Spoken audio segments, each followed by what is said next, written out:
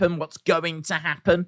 Don't forget, we are going to be live tomorrow. We're going to be live, obviously, during the Rumble, but also during the kickoff show. Also, at least an hour before the kickoff show, probably a bit more. I don't know yet, but that is the only thing that we are doing tomorrow. Tomorrow, it is all about the Royal Rumble. We will be live.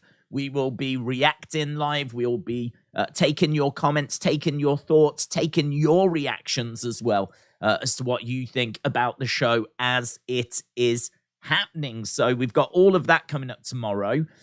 So I'm excited. I'm very, very excited. Let me just give you the rundown for today. And then, as we said, we'll get into the chat because I want to get your thoughts. So in regards to today, we have got some tag matches because it is the next round of the Smackdown Tag Team Tournament.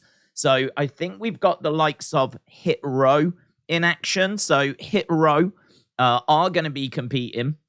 I forget who they're competing against, though. So give me 1 second and we'll go over to Twitter. Hit Row are taking on Banger Bros. So apparently they're not called that anymore. But it is Sheamus and Drew, the Banger Bros. So they're taking on Hit Row. We've got Imperium taking on Legado del Fantasma. Winners of those two matches will face off, I think, is that like next week? It might be next week, the final for that. Would be quite good, actually, if they put that on the kickoff show. I haven't heard that they've done that, but it might be all right if they put that on tomorrow's Royal Rumble kickoff show, the final. But either way, we've got that. We've also got Rey Mysterio taking on Karrion Kross. And we've also got Kevin Owens against Solo Sikoa, which doesn't make any sense to me because 24 hours before he's meant to be going against Roman for, you know, the biggest like match of his life, you know, or certainly one of, where he's going to try to become the undisputed. Kevin Owens has never been the undisputed. He has been the Universal. I don't think he's ever been the WWE champion.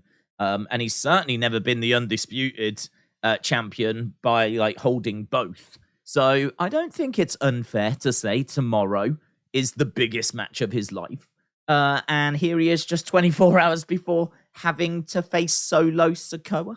I understand that ratings are important, but could we not have done something else? Is there nothing else we could have done? And I know people are going to say, well, he could beat up Solo, and then Solo's going to be like not available to get involved. We could have done this 2 weeks ago, couldn't we? Right? We could have done this 2 weeks ago. We could have had a stipulation whereby if Kevin wins, Solo can't be at the Rumble. Like, does it need to be 24 hours before? Like, this is my point. So I know it's not the biggest deal in the world, but listen, you know, we all like to sing the praises of Triple H and say he's amazing, is the GOAT, is the second coming of Jesus, all this kind of stuff. Well, you know, I saw a cash-in that I wasn't crazy about, and here is a bit of a strange match 24 hours before. It's something they've done before, but as we said, you know, under Triple H, you'd like to see that kind of logic thought through. I must admit as well, I was listening because I was doing some work earlier. I do actually do some work. And I was listening to Cornette's podcast. I was amazed at how much he did not enjoy Raw. He really was not a fan of Monday's Raw, Raw XXX. And yeah, he was sort of laying into it a bit. But I really enjoyed it. I mean, it doesn't matter. We've all got our own opinions. But I was just surprised. I honestly thought he would, certainly for the Sammy segment, I thought he'd absolutely have loved that. But no, even that he said was like too long and blah, blah, blah. Doesn't change my opinion. It's one of the best segments I've ever seen. I absolutely loved it. I thought the show was really good. The first half is better than the second half, comfortably. But, you know, excellent. I thought it did a great job. And hopefully they can do a great job tonight and, more importantly, tomorrow at the Royal Rumble. Right, let's have a look, see what people are saying. Big Red said, does anyone know how to watch the Rumble for free?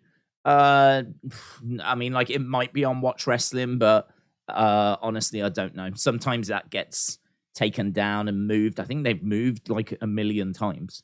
They're still going, though. God bless them.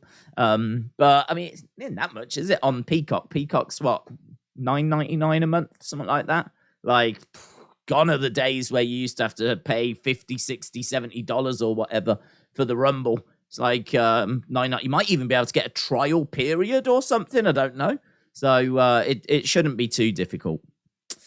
Jacob said, I'm excited for tomorrow. Looks like a great card, and it's officially Mania season. Paul said, Cornette is great, but he does just hate modern wrestling. It's because they didn't call Cornette for a payday.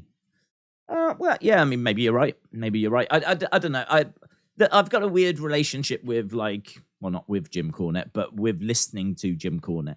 Like, I really enjoy it. It's very entertaining. And I think that he is someone that you can listen to, and he speaks a lot of sense in regards to the old school wrestling. I think he speaks sense in regards to current wrestling as well, a lot of the time. But it's one of them, innit? I don't agree with everything he says. And that was something that I just couldn't find myself agreeing with. I don't agree with his position on women's wrestling as well. You know, that's something else that I'm not really in line with him on. But by and large, I do enjoy listening to his podcast. And yeah, it would be nice to see him at one of those kind of Legends shows, to be honest. I mean, genuinely, I don't know if he turns them down or if they just don't invite him. I don't know. I don't know. I feel like they probably would want him. You know, if there's one thing we've learned about WWE, if you've got a successful podcast, I'm going to give you a call, aren't they? I'm going to give you a call. I should imagine they're knocking down Joe Rogan's door as we speak. Do you want to be undisputed heavyweight champion, Joe Rogan? And if we make you undisputed champion, can we put lots of people on your show, please? Please. Please. Elliot said, can you see Sammy winning the Rumble? Sadly not. And choosing to face Roman in Montreal at Elimination Chamber? Sadly not. Then Cody wins the Chamber for a WrestleMania shot. I mean, like, logistically, like, from a logical point of view, you can do that. Like, everything you've said makes sense. But it's just, can I see that happening? And I can't, to be honest. I can't. I mean, I think for Sammy to want to cash in, but for him to want to have his moment at Elimination Chamber rather than WrestleMania, it actually does make sense because Elimination Chamber is in Montreal. That is obviously Sammy's hometown. That's going to be massively important to him. I could understand him sacrificing a WrestleMania main event for Elimination Chamber, which does sound very strange, but it's in Montreal. It's his hometown. If he wins the title there, that would mean surely just as much, if not more, than doing it at You can do it at WrestleMania any year, right? You can. WrestleMania will be there next year. It'll be there the year after. It'll be there the year after, right? WrestleMania will keep on going, but the opportunity to win a title in your home country, you know, you just don't know when, if you'll ever get that opportunity again. So logically, it makes sense, but I can't see it happening because there's just been no indication that they're going to go with Sammy. There's not been a single rumor about Sammy winning the Rumble. It's not, and I know that doesn't matter, right? But seemingly they have a plan in place for Sammy, Elimination Chamber. There's clearly something that's going to happen there. But at no point have we heard any reports. We've heard reports about Cody, and we've heard reports about The Rock and potentially The Rock coming, but we haven't heard anything about Sammy. So my guess is, unless they're going to call an audible, my guess is that Sammy is going to... I don't even know if he's going to be in the Rumble. I think that he is going to be... This is just a personal opinion. I think he's going to be asked to beat up a beaten up Kevin Owens. I think that's going to be his test. Beat up an already beaten up Kevin Owens, and then, you know, prove to us that you are Bloodline. And, you know, maybe as a result of that, he then goes into the Rumble because he's so unhappy. I don't know. I mean, I sort of feel like he's not going to be able to do it. If they do beat him up, is he then going to be able to get into the Rumble? The problem that you've got here, is I really think Cody wins the Rumble. I really think he wins the Rumble. I think it's all set up for him to win the Rumble. And so if you have Cody in the Rumble and Cody's going to win the Rumble, you can't put Sami in it.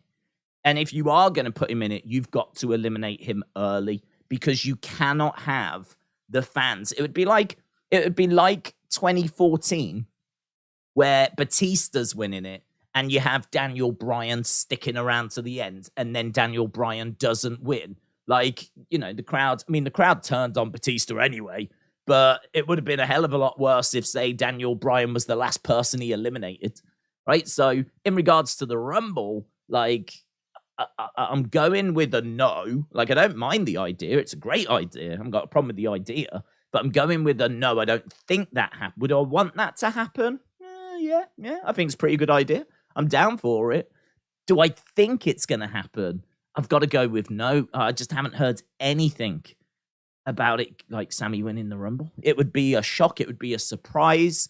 It would be one that I would love. I think people know that I'm totally down with Sami being the one. I'm totally down for that.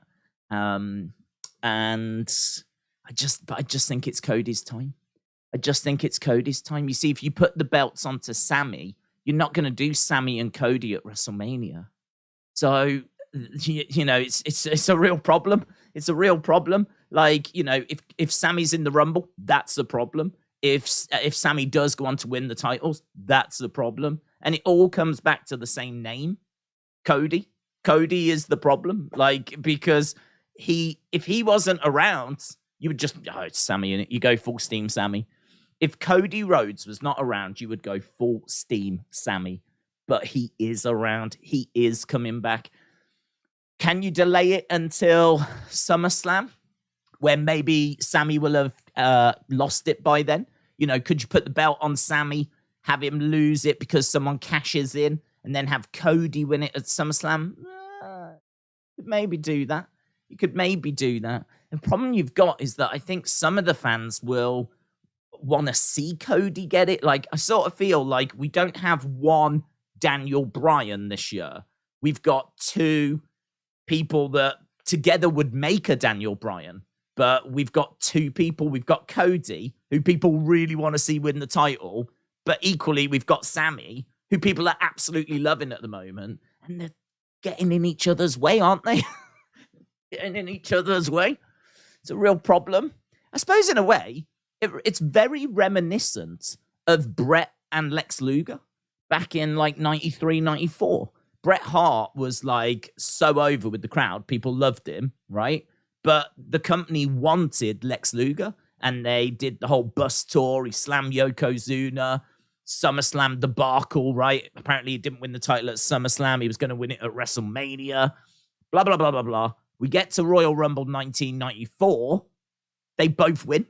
Co-winners. They both win, right? Because the company couldn't figure out like what was going to happen, which way to go. And famously, they gave Lex Luger the belt. I think it was a house show or a TV taping. They gave him the belt, not just to carry, just to see what the reaction would be like. They were trying to figure out who the right person to go with was. Do we go with Lex or do we go with Bret? Who do we go with? And I sort of feel like, you know, we're very close to that same territory now with, do we go with Sami or do we go with Cody? I think Sami is a real viable option, but if you go with Sami at Elimination Chamber, he can't win it. Can't win it because then you're going to end up with Sami and Cody, and you don't want to split the crowd. You'd have people split. You'd have people, let's go Cody, let's go Sami chants and all this kind of stuff. You really, when Cody gets the belt, you want the boyhood dream coming true. That's what you want. You don't really want it to be a case that some of the crowd are booing him because they wanted Sami to have a longer title reign. So, yeah, they're just getting in each other's way at the moment. And it makes it hard to know what the right way forward is. Right, we've got another super chat. Let's go over to... but let me just say, Elliot, I love the idea. I hope I got that message through. I love the idea. I ain't down on it. It's just, do we think that's going to happen? I think they've spent big bucks on Cody. I think Cody has cost them a fair bit of money. I think that it was negotiated when he came back that he wanted to be around the title and get a title opportunity. I think this has been in the plan since he came back. I think we were building towards this. I think the injury obviously was a bump in the road. I think Sammy getting us over as he has been accidental to a degree. Sammy did an interview earlier where he said things went to a different level as soon as he was on screen with Roman. And apparently when Vince, I never even really noticed, but when Vince was booking, he didn't put Sammy on screen with Roman. Like, it was always Sammy backstage with the Usos and with Paul. He could never get to Roman. As soon as Triple H took over, then Sammy was put on screen with Roman, and that's when things went to a different level. And Sammy said, even I don't know if that's just where the story was going, or if Triple H sees more in me than what Vince did and gives me more of an opportunity. But either way, I don't think anyone could have expected Sammy to have got as over as what he has. So... Ryan Gambler said, thanks for the streams. I heard Brock is supposed to be there tonight. What time are you starting tomorrow? Thanks for everything. Ryan Gambler, shout out to you, bud. I appreciate the kind words. What time are we starting? I honestly don't know, because I would say unofficially, I think there's a start time that's already up. I forget what it is. In my head, it might be like 5 Eastern, 10 p.m. UK time. You can look on the channel. The Royal Rumble stream has been set up for about a week on the homepage. So you can click on notify me so that you know when we go live. If you leave a like on there as well, it'd be greatly appreciated. I saw we were nearly at 100 likes, or I think it was at 76 or something. I reckon by the time we get to tomorrow, we'll be at 100 likes, which is awesome, because for those big streams, we do try to get to 1,000. So to, not even start it yet and be nearly at 100, it's very helpful, to be honest. So, yeah, unofficially, whatever that says, that's when we're going to start. And it will not be any later than that, but it could be earlier. It could be earlier. It really depends, like, what the news is like, how much there is to talk about, how much there is to break down. Like, if it feels like it's going to need more time, then we'll give it more time. If it feels like what we've set up is going to be enough, then we'll just run with that. So it's sort of hard to say, to be honest. But certainly no later than what it already says. Right, Days, I have an opinion. I want to see if you agree with it. I don't want Rock Roman at WrestleMania. I would rather see Roman Drew. Roman Rock is predictable. Well, I do agree with you, but I slightly disagree as well. So where I slightly disagree is I would see Rock Roman, but I completely agree it's predictable.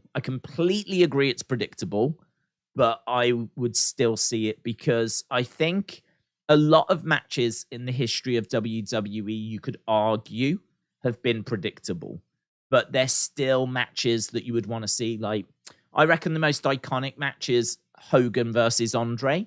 Now, granted, at the time, it might not have been as predictable, because it's a bit questionable as to how many people believed what they were watching was genuine and all. Like, I think now we think more, or I certainly do, think more in a booking mentality. So we look at Rock Roman, and if you was just a fan of wrestling, you didn't really think about it, you just enjoyed watching it, that's a match that you'd be like, oh my God, which way? Oh, The Rock?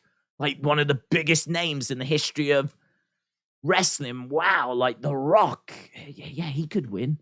Or it could be Roman. Like, there are people out there that kind of, do you know what I mean, that don't go as deep as, I mean, we are the hardcores, right? Well done. If you're on this watch along, then you are a hardcore, because not only are you just flicking through the channels, watching it once in a while, you've gone that extra bit further. You want to get that extra inside knowledge. You want to know what all the latest news is, rumors, all that kind of stuff, right? So this is the hardcore, like, environment that we're living in. And for us, like, it's predictable. But for the casuals out there, for the kids out there, you know, they might be looking at it thinking, well, The Rock he looks great. He's absolutely jacked. He could have another run. Do you know what I mean? Whereas for us, we're like, yeah, it's going to be Roman. It's going to be Roman. Roman will win it because it's a big win for him. And whoever beats Roman, it needs to be someone that can really benefit. Plus also The Rock's filming schedule, blah, blah, blah, blah, blah. You know, there's a good, healthy amount of reasons as to why Roman would beat The Rock. But even saying that, I would go with that match because, as I said, I think Hogan-Andre, if you look back on it now, you know, Hogan was red hot.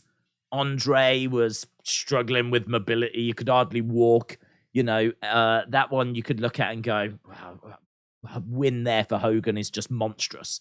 You know, building up Andre. He's never been slammed. He's never been beaten. Right? I wonder what's going to happen. So, like, you could look at that and go, it's a bit predictable. You know, Rock versus Hogan. You could look at that as well and go, a bit predictable. I sort of feel like some of these big matches are a bit predictable. I mean, to be perfectly truthful, though, the first Rock-Cena one, I believe Rock wins that, doesn't he? I think Cena wins the return. I didn't call The Rock winning that one.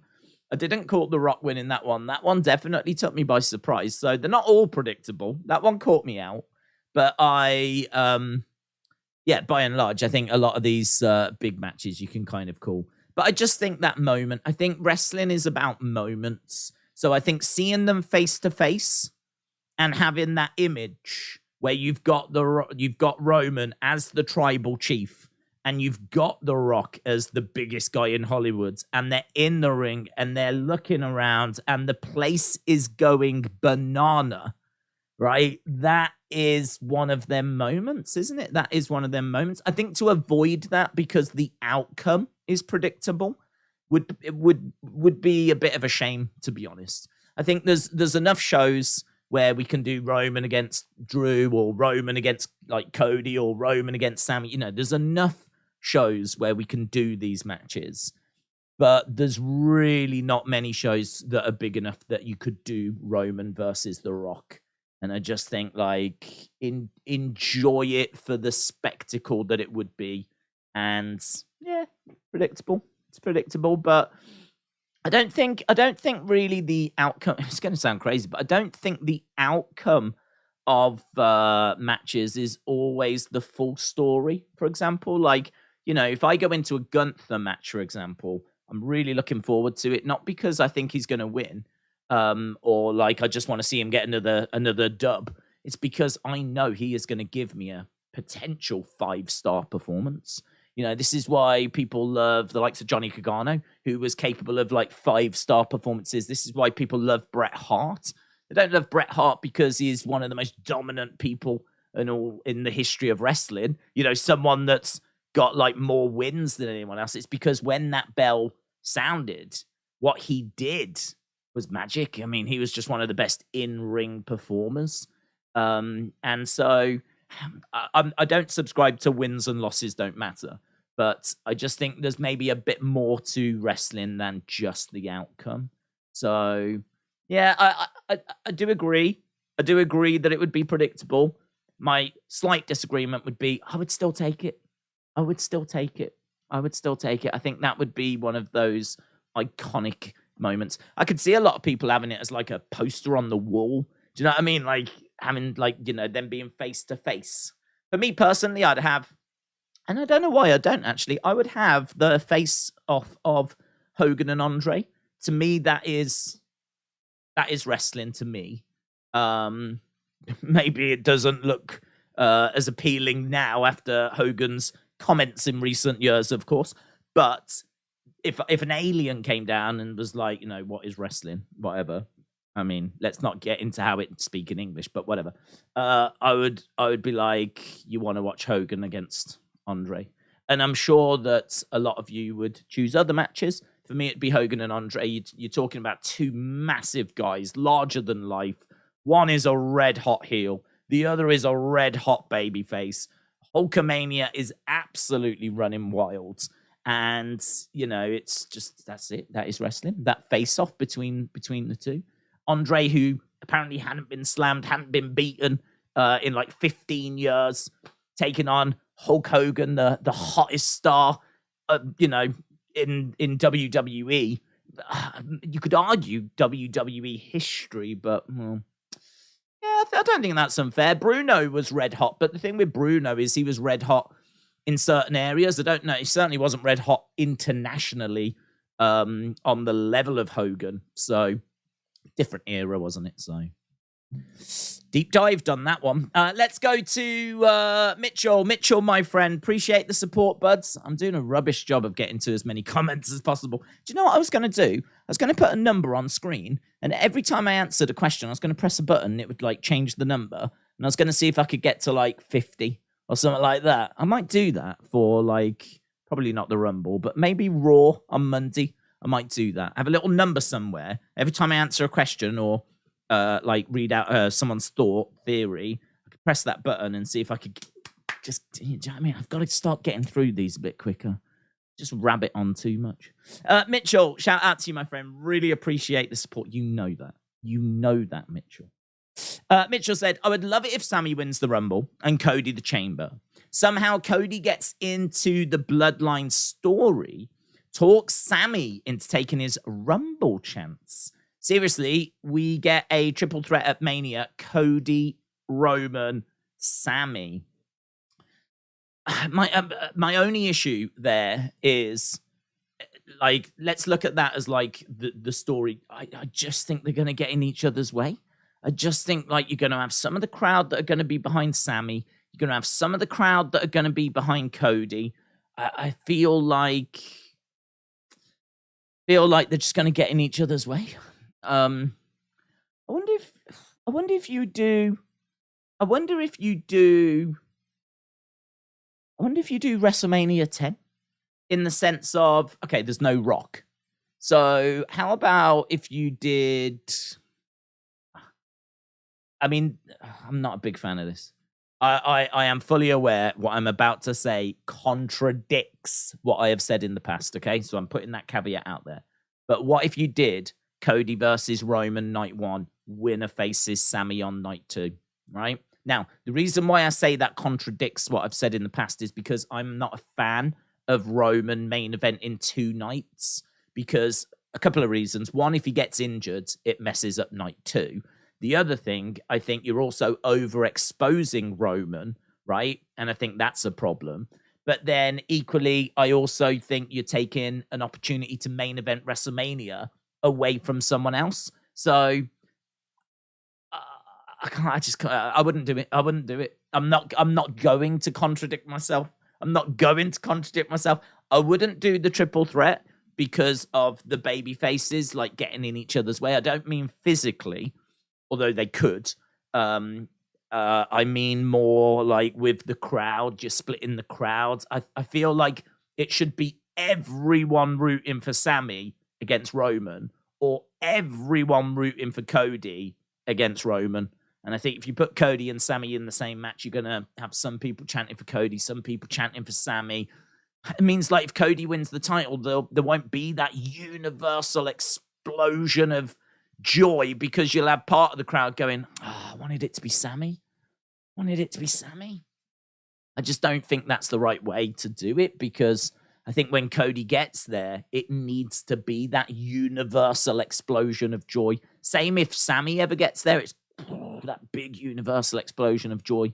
Like you want everyone on the same page. It could be, as I said, you could do, I wouldn't do it, and I've explained why, but you could do Cody versus Roman night 1, have the bloodline cost Cody, right? Cody can always get it at SummerSlam. It's not the end of the world, but it could be that like they cost Cody. Roman then goes to night 2 to face Sammy, right? Their bloodline try to attack again, but Cody comes down and says, you did this to me last night. I'm not letting you do it to him. And Cody deals with the bloodline for Sammy, allowing Sammy to get the win. So Sammy gets there. He does it. And it's largely thanks to Cody. And as I said, you get the titles to Cody eventually. Of course you do. It's just that he's going to have to wait that little bit longer. But yeah, I wouldn't hate that. I wouldn't hate that. I wouldn't be sitting here all grumpy if that's what we got, right? I wouldn't be a moody Minnie if that's the way it went. I just for those reasons I listed, that's why I probably wouldn't go that way. But if we got that, well, yeah, fine. Okay. Sam, it'd be a great moment. Right, let's blast through these. Why do you take wrestling so seriously? Because it's a pastime. I don't know. It sort of feels like if you watch The Walking Dead and like you get a new episode of The Walking Dead, like, all week you look forward to where the story's going to go. You look forward to like, oh, what's going to happen with the characters? How's he going to get out of this situation? You kind of think about it in your mind. If it doesn't reach that expectation, then you are going to be disappointed. Everyone's got a favorite TV show that sort of let them down at times. I love The Walking Dead, and there's episodes of The Walking Dead that really, didn't meet my expectations. But I was quite fortunate in that I purposefully waited for The Walking Dead to kind of, have a good few seasons before I got into it. That way, when I started watching it and streaming it, if there was a bad episode, didn't matter, because I could just go to the next one because I was streaming it, so I could just work my way through. But I feel that way about wrestling. I can't do that with wrestling, of course. We watch it live.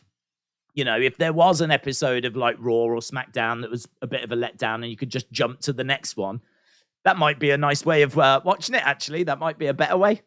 Maybe, if someone got into wrestling now, they could just go back on the network and they could just I bet there are people that do this, that just literally go from 2010 or 2000 or 1990 and they just binge their way through. Don't bother with the current stuff. Just literally work your way through the old stuff. And you watch the Raws, you watch the SmackDowns, you go to the pay-per-view, then you go to Raw, then you go to SmackDown. You literally just work your way through. I bet that's really fun to do, actually. But we can't do that, of course. We're at the cutting edge of wrestling. And so, for me, it's a case of, well, we've got ideas of where we want these stories to go. I know that I want Sammy to have a great payoff. I know I want Cody to get there. I've got all these hopes and dreams for these characters. And it's simple as that. And if it doesn't meet those expectations, if what you end up getting is Austin Theory cashing in on a mid-card title, you're going to be disappointed, aren't you? No to Stardust. No to Stardust. But what's your vision of the pitch black match that would make it good to view? Oh, interesting. Pitch black match that would be good to view. I mean, look, Bray, I need to rewatch that Bray interview from earlier. It was only 20 odd minutes long. And as he was talking, I was making notes. I think he uses the word budget at one point. When he's talking about the pitch black match, he's talking about how he's not the sponsor guy. I'm not the sponsor guy. I'm the monster in the back guy. I'm not used to being in these situations. He was talking about the pitch black match. He was talking about how it's not his idea. I really think that Mountain Dew have gone up to WWE and they've said, look, we want to sponsor a match.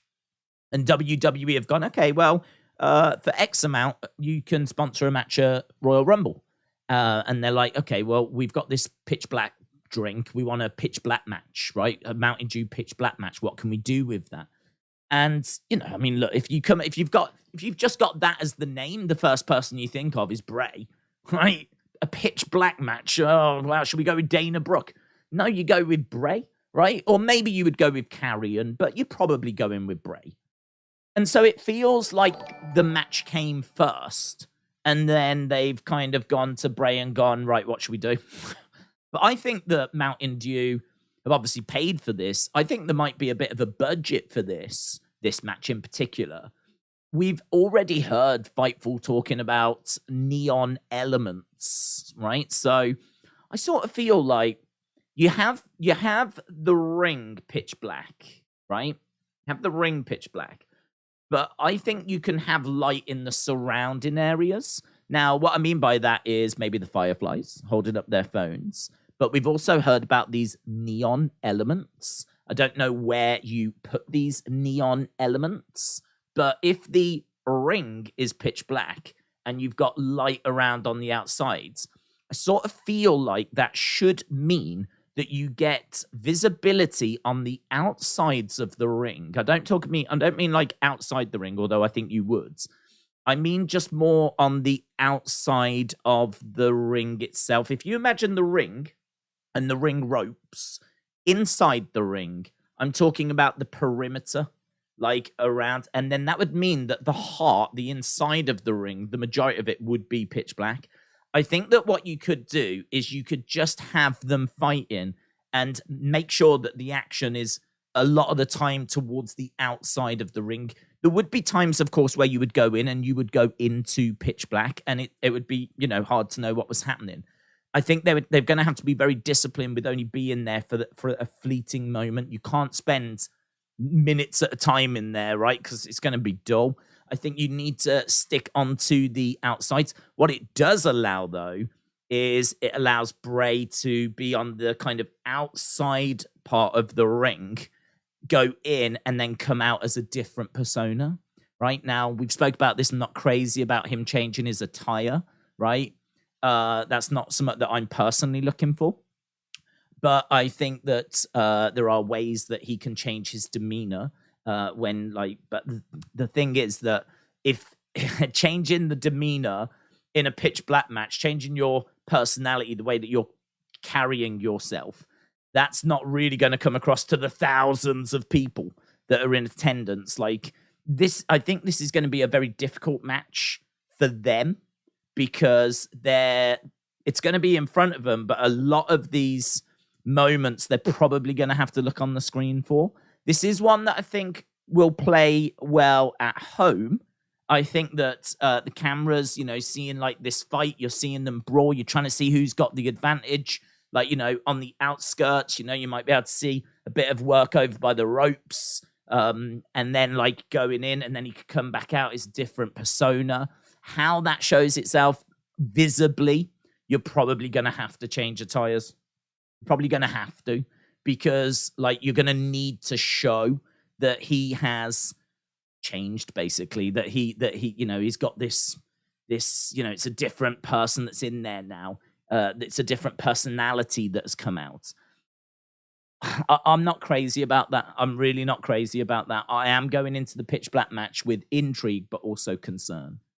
The other thing as well is that if you don't do it as pitch black, right? If you don't do it as pitch black, if you do like something weird, like, it's low lighting or something, I sort of feel like the fans may feel a bit cheated by that. I sort of feel like you've got to find a way of presenting a pitch black match in the kind of best way possible, in a way where you can actually still see the action. Like, we're trying to make the pitch black dark visible. That's what we're trying to do, because you can't really do a match in the pitch black. I mean, it just wouldn't work. I mean, you're just going to be hearing like noise.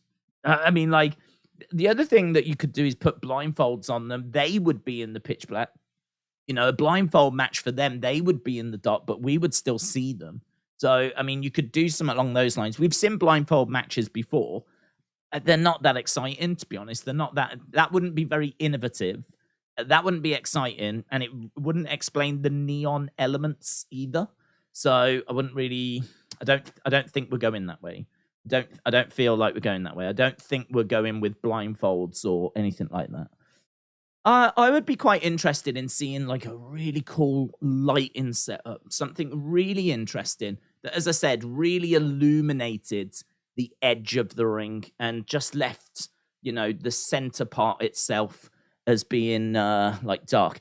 They have got like very interesting ways of doing lighting. For example, Judgment Day, when Judgment Day come out, they've actually got that purple light, which means their shadows become white. I don't know if you've seen that, but when the Judgment Day are in the ring, their shadows aren't black. Their shadows are white because of the way that the lighting goes. They've actually managed to make their shadows white. So they've got these interesting techniques and lighting tricks that they can use. And I'd be very interested to see them like utilizing something like that, as I said, to kind of try and illuminate the edge of the ring as much of the ring as possible. There's no lights on in the ring itself, but it's just something around the outside that just allows us still to have visibility. There is a way to have Bray as multiple characters. Just use wrestlers with similar body builds as Bray, says Jim. That's true. Yeah, I mean, I suppose my problem isn't so much the logistics of like how do you do it, because as you said, that you can do it that way. You know, it doesn't have to be Bray if the Fiend arrives. It doesn't have to be Bray if it's Uncle Howdy, for example. And what you could do is you could have Bray come down as normal Bray. He goes into that darkness. Be there a trapdoor, I would imagine you'd have to do. We've seen plenty of people, you know, coming through the ring. They've had trapdoors on rings before. You've obviously got to be very, very careful with trapdoors. But I'm sure this thing will have been rehearsed within an inch of its life. But you could do that. It's not out of the realms of possibility to have it so that you have Bray as the Bray we've been seeing. He then goes in, then, oh my God, it's Uncle Howdy, or someone in that kind of Uncle Howdy mask that you can buy on WWE Shop. It's not actually Bray, but obviously we're trying to make out it's Bray. That person then goes, oh my God, it's the Fiends, right? That person then goes, oh my God, it's Funhouse Bray. You've actually given Funhouse Bray a little bit of time there, because LA Knight has been dealing with fake Fiend and fake Uncle Howdy or whatever. And that's given Bray chance to change over his attire into a Funhouse attire. And so now, you know, logistically, you can do it. Like, it's not really a problem. You can do it. But it's not the logistics I have an issue with. It's the fact that we're, you know, changing attires mid-match. And, you know, I'm guessing that Bray would or WWE would try to sell us on the idea that this was a supernatural thing. So, I don't know. It'd be really cool, though, if at the end of the match, Bray was on the entrance ramp or in the ring, and, like, you know, all of a sudden we saw the other people that had been in the match, and, like, this is the arrival of the Wyatt Six or something. Like, you know, if maybe it led to that. Could be interesting.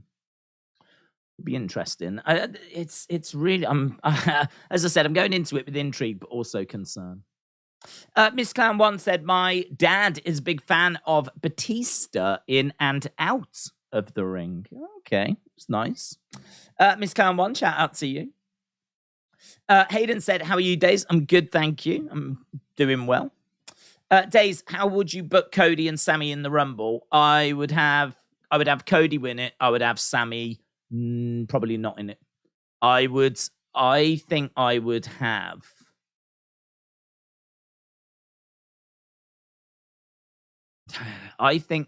have Roman.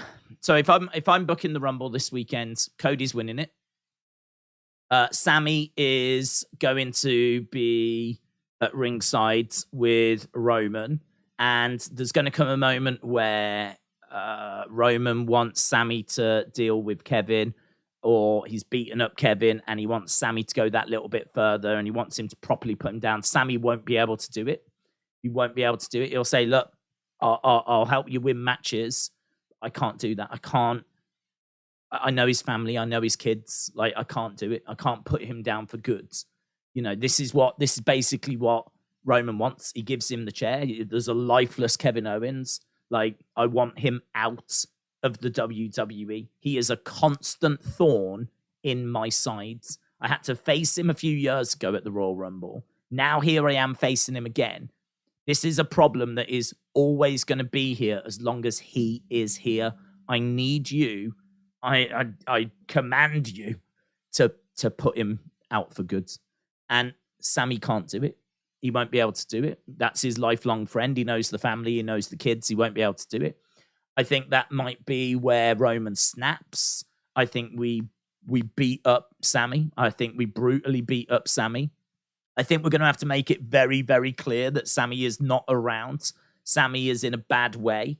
Sami is done. The only problem is, even if you brutally beat up Sami and he's out cold, he's bleeding, shirt ripped, loaded into an ambulance, all of this kind of stuff, wrestling fans are still going to mentally be thinking, he'll be number 30.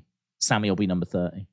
And so even that won't do it. Even if you go like properly beat him up, take him to the local medical facility, wrestling fans will still be like, he'll be number 30. You watch, Sami's going to win the Rumble. It's like, no, we've just killed him. We've just absolutely destroyed him. The plan is Cody. The plan is Cody. You're meant to cheer for Cody. Stop ruining the Rumble. So yeah, that could be a problem. They are, as I said earlier, getting in each other's way. Even if you want to book it whereby Sami is not in the Rumble, and he's not winning it, he's not in the Rumble. We want you to cheer Cody. It's going to be really difficult to book that because, as I said, even if you beat up Sami, absolutely destroy Sami, like people will still expect that he'll make this miracle recovery and come back for number 30 and win the Rumble, right? And then when he's not 30, there might be like people going, we want Sami chants and all this kind of stuff. People, it's weird because if you had Sami in the Rumble and you didn't have Cody, you would then have we want Cody chants. People are always going to want what they're not getting. Like if you give them Sami, they will want Cody. And if you give them Cody, they'll want Sami. Like I feel like both of these guys are viable contenders for the title. I think both of them are absolutely credible contenders for the title, and whoever you go with, there will be people that will have always wanted the other, and I just don't know how you're going to get around it. I really feel like you need to make it very clear somehow that Sami is not in the Rumble. You might even have to have Sami like saying that before, like the tribal chief has told me I'm not in the Rumble, so I don't have a number. I don't have a number. I'm not in it, and something like that, and just make it really. I am not in it. Have him actually say backstage just before, like I've been told I've got a special duty tonight. I'm 100% not in. I don't have a number. All the numbers have been taken. So the 30 have been decided. I am not in it. Like, just make it crystal. I'm not in it. For anyone that missed that, I'm not in it. Definite 100%. I'm not in it. There will be no sneak attacks. I'm not beating up R-Truth. I'm not going to go into the women's instead. I am not in it. And even then, you will have wrestling fans go, it'll be 30. It'll be 30. Mark my words. He's 30. They'll have a 31. They'll have a 31. Triple H will put a 31 in. So, yeah. Days, who wins the final four of the Rumble? Miguel from Los Barracudas, Dame Edna, Max Mini, or Bull Buchanan? It's got to be Dame Edna in it. I loved Dame Edna Average. That's the way I'm going, buds. Not even sorry for it. Eric, shout out to you, buds. Appreciate the support. Who is the worst number 30 ever? Worst number 30 ever? Wasn't it? Am I wrong in thinking it was Ray the year they wanted Daniel, and it was Ray that came out? I just feel like anything to do with Daniel is the one. I'm really having to go back from my memory. In my memory, something about Ray sticks out. Because I remember getting down to 30 and Ray coming out, and I can specifically, I don't think I was streaming live at the time, but I can specifically remember saying, oh, Ray doesn't deserve this. Ray doesn't deserve this. He doesn't deserve this hate, because like people wanted Daniel Bryan, and I'm sure Ray came out. I've got a feeling Batista, when he won it, they booed. The worst number 30 is Shane. If The Rock is in the Rumble, do you think he'll be at 30? Probably. Probably, yeah. I don't think he's going to be able to put up much of a show in. So if he's in the Rumble, I think he'd come in. Lastminute.com, yes. I mean, honestly, that's how you would shut the crowd up, in all fairness. If you have Sammy get hospitalized, brutally beaten up, right? Beaten down, sent to the hospital, and the fans are going, we want Sammy. We want, and you get to number 30. 5, 4, 3, 2, 1. If you smell, there's no more. There's no more. We want Sammy. We want Sammy just went out the window. We want Sammy just went down the road, right, to find the nearest TV so that it can watch what's happening with the Royal Rumble, right? So that might be a great way. That might be a great way of instantly getting rid of any "we want Sammy" chants. Like, all of a sudden, we just go to a whole different stratosphere then, don't we? We go to a whole different stratosphere. The biggest movie star in the world, one of the biggest names in the history of WWE, comes walking out. And that might solve everything. To be honest, that might solve everything, because, as we've said, all throughout this, like 50-odd minutes, it does feel like Cody and Sammy are getting in each other's way, right? And in a good way, sort of. It's lovely to have these problems and, you know, these viable contenders. But the problem is, like, you know, if you get Cody, you want Sammy. If you get Sammy, you're going to want Cody. Like, they're both brilliant. They're both deserving, and we love them both, and we want them both to succeed, right?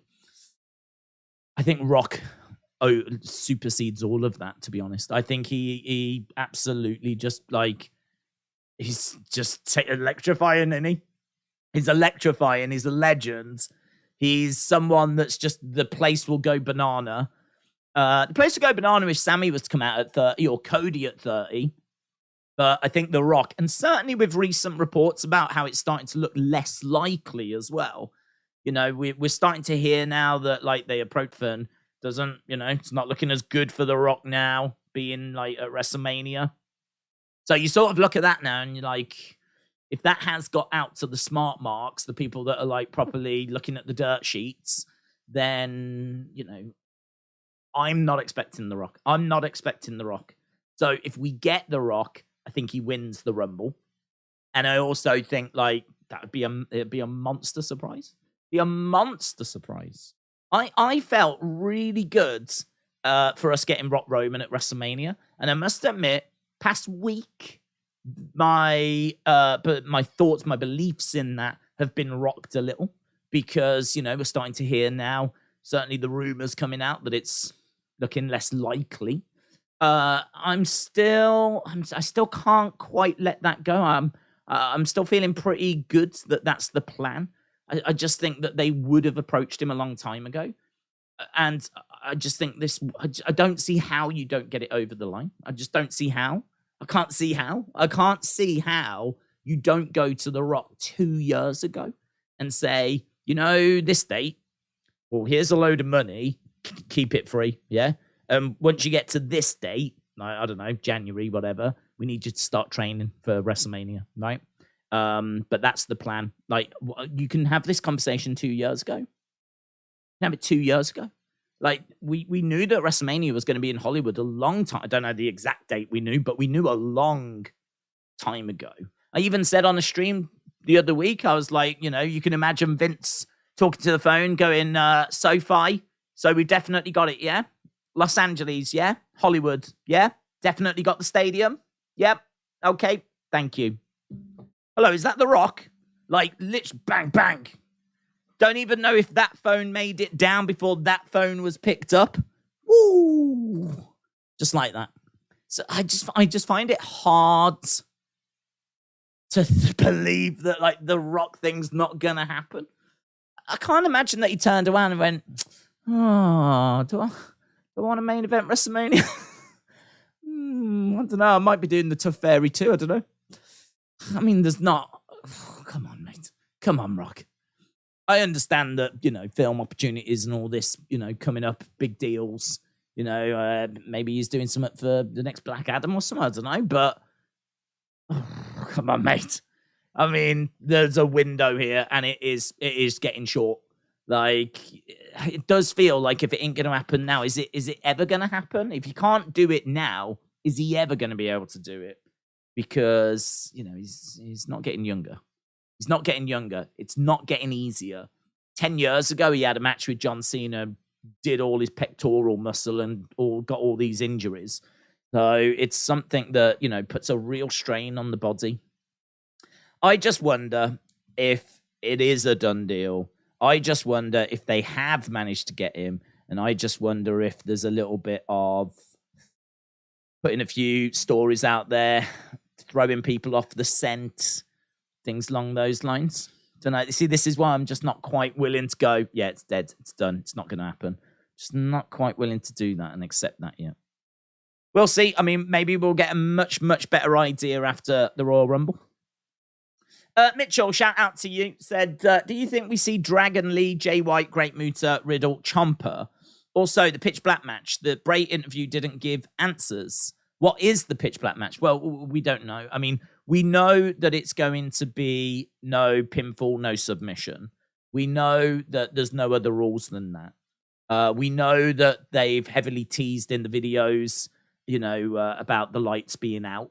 And as I said, Fightful have reported about neon elements. So that's why when you take all these things, kind of put them in a pot, you kind of go, okay, well, lights out, neon elements, no pinfall submission, the only way to win, no other rules. You can kind of piece together something. But to be honest, yeah, I mean, look, they're being very sketchy as to what it is. They're not really coming out and announcing what it is. But this whole thing has been quite sketchy from the start. Honestly, there is a chance. I don't know when they made this Pitch Black deal, right? But there's a chance that it might not have been that long before it got announced. And there's a chance that they've actually been working on what it is themselves since it got announced. I'll tell you what today's interview said to me. This is not part of Bray's long-term plan. Bray did not do White Rabbit and then think to himself, my first match is going to be a Pitch Black match, right? What I got from it, today's interview with Bray, is that even he doesn't know what this is. And he said that he's going with the flow. And now I understand it was an in-character interview. But if this was part of his plan, if this was part, like a Pitch Black match was part of his character, part of his gimmick, like how casket matches were part of Undertaker's or Buried Alive was part of Undertaker's. If this version of Bray, had a Pitch Black match and this was something he had come up with, he would have told us about it today. But he says that he doesn't know what it is. This isn't his idea. This is something that WWE have, come up with, seemingly because Mountain Dew are sponsoring it. And so they are sponsoring the match and they want a match named after their drink. It's as simple as that. So I actually think there is a really good chance whenever this deal got done, I don't know when it got done, but if it was recent, there's a real good chance that they have been working on what it actually is themselves behind the scenes. Because this deal could have come together, like Bray versus LA Knight at the Royal Rumble could always have been the plan. Yeah, your first match will be with LA Knight, and we'll do it at the Rumble, right? We don't have a December pay-per-view. Survivor Series is going to be a bit soon, what with you coming in. So we won't be able to do anything there. Your first match needs to be at a pay-per-view. We can't do a December pay-per-view. There isn't one. We can't do day one. There isn't one. So we're going to have to try and find a way of getting to Royal Rumble, but that's where we'll do it, right? That could have been the plan from the start. Doesn't necessarily mean that Pitch Black match was the plan from the start. So I got that from it. I got from it that even Bray didn't know what it was. Mitchell, in regards to the other bits, I don't think we get Dragon Lee, Jay White, great. Well, Dragon Lee I don't think we get because I don't think he's a big enough name. I think if Dragon Lee comes out, there will be crickets, right? I think I've only seen maybe a couple of Dragon Lee matches, and I understand that a lot of people watching this are going to be very aware of his work. But again, there's the vast majority, I would say, of WWE fans only watch WWE. This is a guy that's not even in NXT. You can't even get familiar by watching him on a Tuesday. So I don't think that he's big enough. I don't think he's big enough to go straight into a Rumble. Jay White, I think, is under contract until February with New Japan, so I'm not expecting that one. He's in a loser leaves a Japan match in February, and there's been a lot of people saying, yeah, but Anderson, worked New Japan and WWE. He did, but he didn't have a contract with New Japan when he signed with WWE. So it was different, whereas Switchblade does. Switchblade Jay White has a contract with New Japan. So that was different. So I am not expecting Jay White. I don't think Dragon Lee is big enough for the Rumble. And Great Muta, I think, would be excellent. Great Muta, I feel like, he spent time in WCW. He has been around, obviously, a long, long time. He is a legend. He is also someone that a lot of youngsters in particular, probably don't know. But he is a bona fide legend. Like, he wouldn't be coming in for a run. This would be a one-off appearance for a legend. So, Great Muta, I think there is a chance. I think there's a chance. Who is the other one? Riddle. Riddle could be in it. Yeah, Riddle could be in it. They said he was going to be gone for 6 weeks. I think it's been longer than that already. So Riddle could be in it. Ciampa, I don't think so. I think Ciampa's injury is quite serious. So I don't think Ciampa. I don't think Big E. Rick Boogs, there's potential for Rick Boogs. Whether you want to bring him back in a Rumble if you think he's big enough or not, that's, clearly debatable. But out of all of those options, I would say Riddle and Muta I could see. We've just got a video package on the trial of Sammy. We've just got a recap at the moment. Steve, who works for DAZN, reported WWE was sold to Saudi Arabia. A new report has come out. AEW and DAZN reach a multi-year international stream to air AEW. Did Tony push for a false report? I mean, I wouldn't think so. I wouldn't think so. I think that there was a few journalists that heard that because Bodyslam.net were also reporting they had heard something big. And as soon as news started coming out from a Reddit, there was a Reddit user as well, who's also apparently been very good with stories. Someone that's a bit of a trusted source over on Reddit. They came out and said he had heard about it. So I think this was just a genuine story that was doing the rounds, that WWE had been sold to Saudi Arabia. Obviously, turns out that it hasn't, which is good news. But I don't think that Tony is behind pushing a fake WWE selling story. If it's a done deal, do you think The Rock shows up tomorrow or around Elimination Chamber? I think that you would. I think you would go with Rumble personally. I think you go with Rumble. Because I think if your main event is Rock Roman, I think you shout that for as long as possible. I think if rather than having it sorted at Elimination Chamber, get it done as soon as possible. If that's the match and it's a done deal and he is going to be there and it is going to be him and Roman, why would you miss out on a month of advertising it? You might as well just have him at the Rumble, have him win it, and then just build. Because the thing is, Rock's not going to be able to make a lot of the Raws. He won't be there a lot of the time. It's going to have to be a case that, they're going to have to shout about this with The Rock not being around. Here's, so you're probably going to need more time.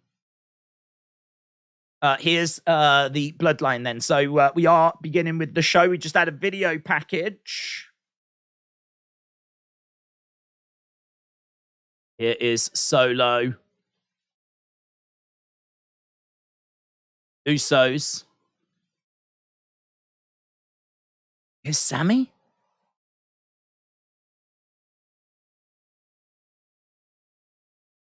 Okay. I just wanted to catch you. What you did for me on Monday, I won't forget that. I got you. If you need anything from me ever, you let me know. That's nice, isn't it? If you need anything from me ever, you let me know. Jay's like, I got you. Sammy's like, I got you. That's really nice, that is. Where's that going? If you need anything from me ever, I got you. Where's that going? Where's that story going? Must be a reason why we've seen that. Jay's going to need something. Sammy's going to help. But what's it going to be? You ever need anything, you let me know. Sammy looks like a conspiracy theorist again, said Rory. Okay, pyro going off. So Bloodline arrive. Sammy was hiding and managed to catch Jay before Jay went in. He thanked him for what he did for him on Raw. And he said, you need anything? I got you. Big 24 hours in it now. Tasty go home Smackdown. Royal Rumble tomorrow. They're just running through the cards. DJ said he's going to ask him to stay out of the Rumble. This story has got me going crazy, said Frank. AJ said, my dog, my dog. My dog. He might need help choosing a tie. Yes, he might do. Is this Ray? We're starting with Ray, are we? Okay, we're starting with Rey Mysterio. Hey, do you know what? I haven't even thought. This is the first week, honestly. The first week I have not even thought about a Bray segment. I don't even think we've mentioned a Bray segment. Haven't even thought that Bray is on the show tonight and that we're going to be building Bray and LA Knight and all of that. That's crazy. That is crazy.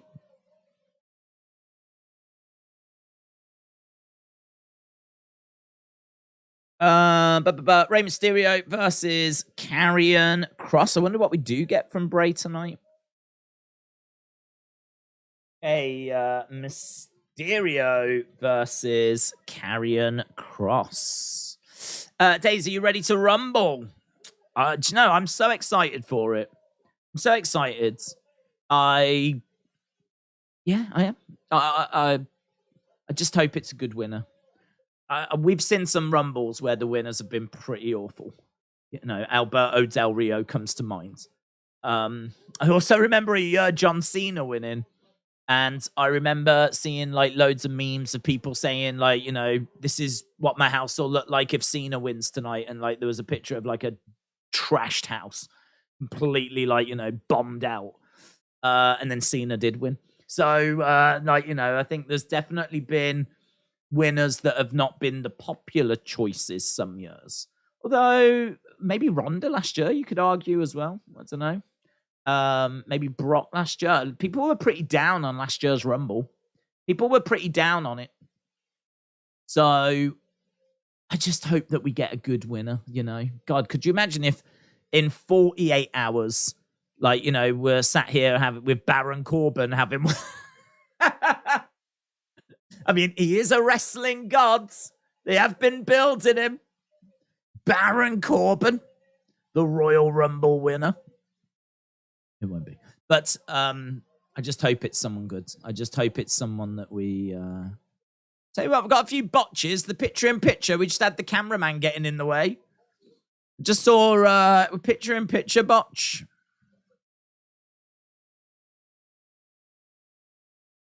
Fall and Pray. We've got Scarlett getting into the ring. All and pray. Rah! All and pray. Wow, that was a good botch. Botchy botch. Cameraman botch. Big entrance in it. Oh, and pray. Eric, shout out to you, buds. Hope you're well. Eric says, great merch video. Royal Rumble winner is me, says Eric. Eric, shout out to you. Yeah, there's some good stuff, man. I really like those life-size. The only downside with those life-size standees, they're not cheap. They're not cheap. I think they're like foam, though. It said something to do with foam. So I sort of think it's probably got like a bit of like sturdiness to it, which is actually really good because I've got like a Hogan one. I used to work in an entertainment store. And when Legends of Wrestling, the video game, came out, we got a Hogan standee, right? And I like as soon as I bagsed that, right? Obviously, we're talking pre-controversy. But I bagsed that and I had that, took it home. And love it. I've still got it over here. But now it's all buckling and warping away. I mean, I've had it a long time. These ones I think are probably a bit sturdier. It did make me laugh when I went on there and they had the Iron Sheik. Who's having the Iron Sheik in their living room? I make you humble. I'd love the Iron Sheik one. I'd just be like telling him I'm going to make him humble for like 24 hours every day. I make you humble. There was a cool Jake the Snake one as well, which looked really good. I was surprised I couldn't see a Roman. I mean, if you've got the license to make life-size standee cutouts of wrestlers, is the first one that you're making not Roman Reigns? Like who at that place that makes them turned around and went, right, we need to get going with these. Let's get Akira Tozawa done, shall we? Can we get has anyone got an image of Akira? Has anyone got an you do Roman, don't you? So yeah, I couldn't see a Roman one. I was quite surprised. In all fairness, though, I didn't go onto their website. This was just on WWE Shop, but yeah, so I had a look at those anyway. I had a look at the Bray merch. Didn't realize, looking at the Bray merch, and actually I don't even think I've mentioned this in the video, but in the Bray merch, did you know there's two Uncle Howdy masks?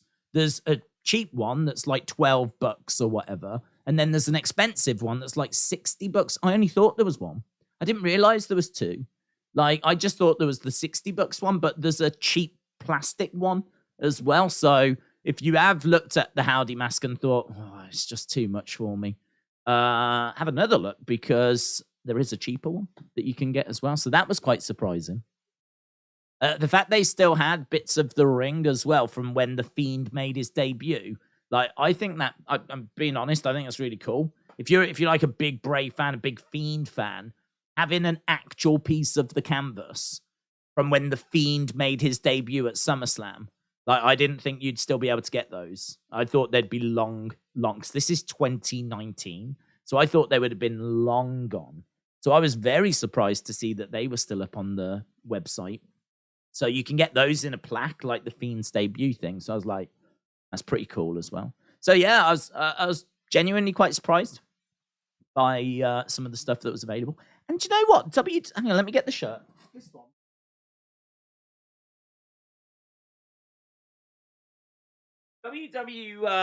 WWE sent through some stuff, right? I did the video on it earlier. I didn't show everything. Look what they sent through. They sent through a peel and stick temporary tattoo made of surgical tape, so it's safe for your skin. What I might do tomorrow, right? Because I think Cody's going to win the Rumble. What I might do is I might take that off, slap it there on the. I mean, that's where it's going, innit? Come on, who's buying one of these and putting it anywhere other than right there on their neck? So what I might do during the Rumble tomorrow is I might slap that on like that, straight there, so that I can root on for Cody Rhodes. So, yeah, I've never seen these before, though. And I've only just seen the back. Look at this. Look what it says. Do not use on sensitive areas. Woo! Don't go putting that on sensitive. Who's slapping that downstairs? Woo! Imagine that. Who's walking around with the American Nightmare on their... Woo! Anyway, right, we've got... What I was going to talk about is they sent through... What did they send through? They sent through a couple of shirts. This one, I can't find this on WWE Shop. They've sent this through and I couldn't see it. The cool... That is cool, innit? That is old school Undertaker, which I love. Dead Man. Like, I don't know what era, actually. I mean, I feel like it's a bit later than, like, the early 90s. But it still feels very retro-y.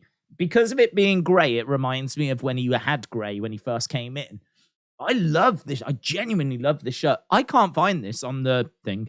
I was trying to find it to, like, show, like, you know, how much it was and whatever. And I couldn't find it. So I don't know where that one is. I don't know if that's, like, hidden away somewhere. I'm just rubbish at finding them. But yeah, they sent that through and I couldn't find it on there. They sent this as well. How cool is that? Rhea Ripley. That's pretty sweet, isn't it? I like that one. I like that one. But to be honest, it looked a bit small. So I wasn't sure I'd fit into it, which is why I didn't wear it in the video. And I might wear this one tomorrow just to wind people up. Yeah! Yeah! Whose game is it? Yeah! LA Night. LA Night. Let me talk to you. Yeah! So got that as well. So yeah, it's pretty fun. Pretty fun video to do that earlier. So yeah, I'm looking forward to slapping that on the old neck later. Have you seen the new Cody figure? Mattel have released photos of it. I have and I haven't. I've seen images of it. I haven't seen the latest images though. From what I have already seen of it, it looked pretty good. It's going to be one that I believe is it his first Elite? Splash by Ray. 2, kick out by Karrion. I can't remember if they've already done like a Ultimate Edition, basic, whatever, but I saw the images for a new forthcoming figure a little while ago, and it looked all right, but I haven't seen the latest ones. I think they dropped that was it yesterday? Like the slideshow. So, yeah. Something else I need to have a look at. You're a great sponsor for WWE. You always be upfront and with promo videos. You are a true fan. Jilly, shout out to you. Appreciate the support. I think that's just easy if you love the stuff in it, really, to be honest. Oh, Mysterio gets the 3. He just rolled up Karrion and got the 3. Ray wins. Ray gets a victory over Karrion. Wow. He is a slippery little sausage, Rey Mysterio. So, we got a suplex. Crucifix pin is what it was. Crucifix pin by Rey. Normally we get longer for the first match. I get the feeling we've got a lot of stuff we need to fit in tonight. So, we just haven't really got time to stick around.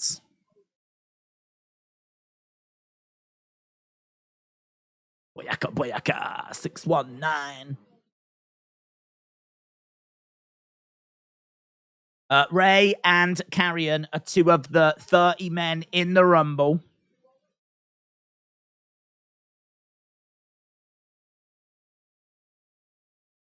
Theory and Lashley are both also in the Rumble, according to Michael Carter. I think these have been announced already, but we're just going and looking at what happened over on Raw.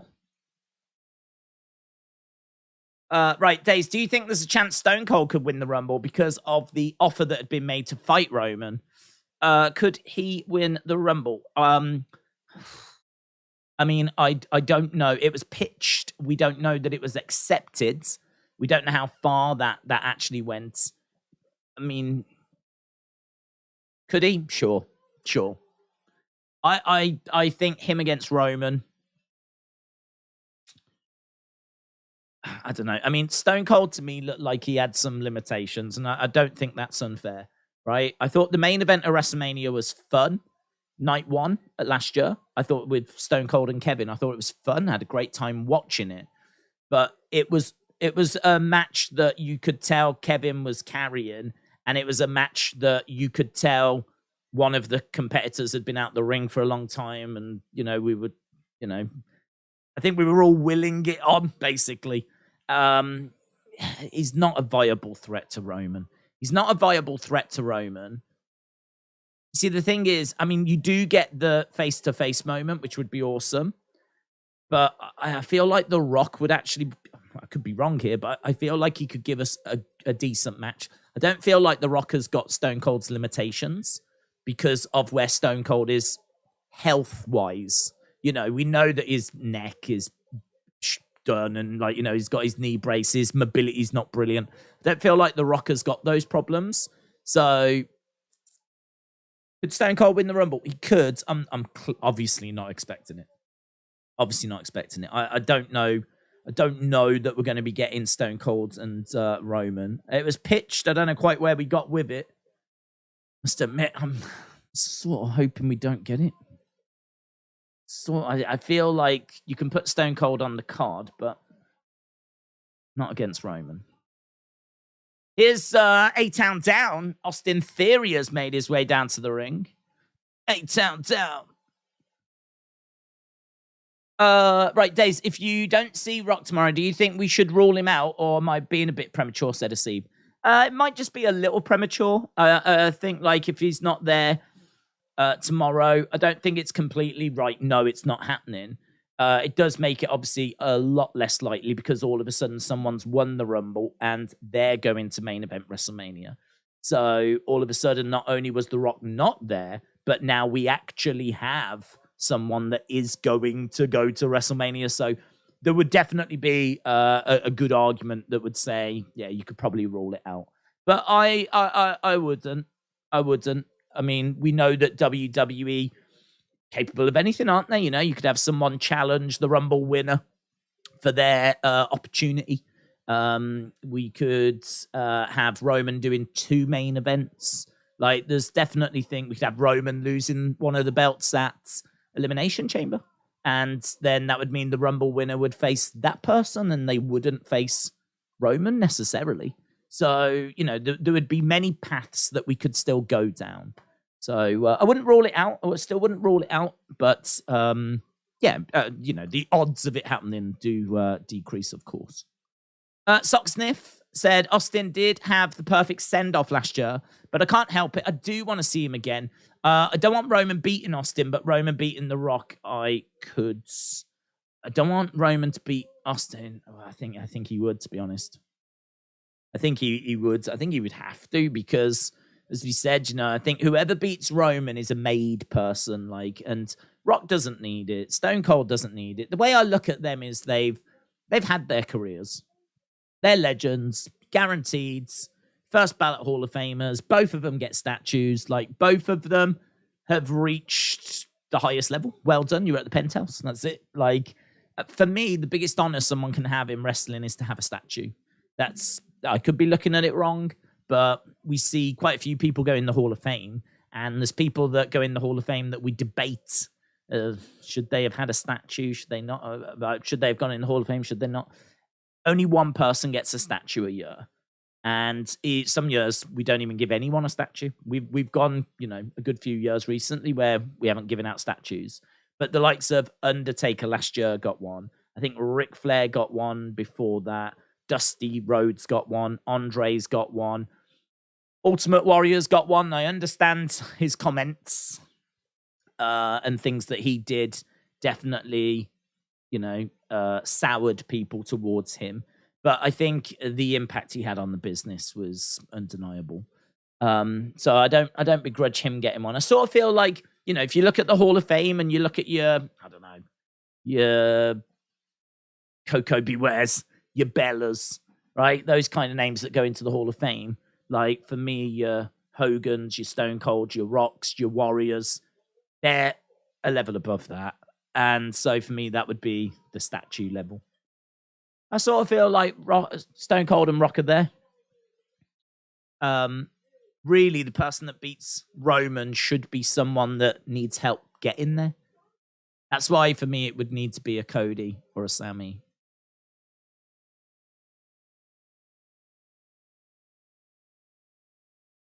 Okay, here's Damage Control.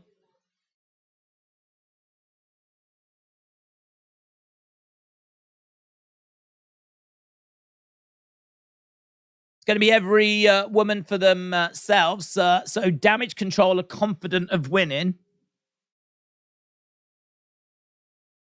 Boos for Austin Theory. Loud boos.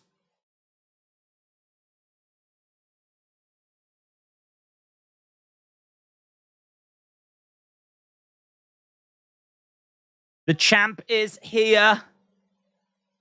That's interesting. The champ is here. I think people would be down for Theory against John. Theory, then.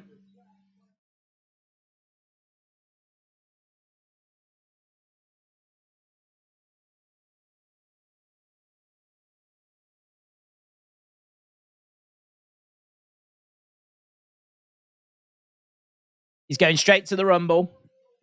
And he's going to win. He's going to win the Rumble. Loud boos for Austin Theory. New Day.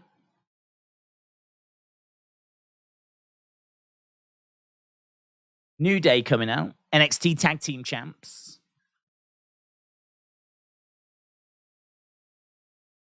Oh, whoa, whoa. Right, here's the New Day. Austin Theory. Do you think the Bellas will return tomorrow? I don't think so. I think if they were in the Rumble, I don't think they would have made the comments they made.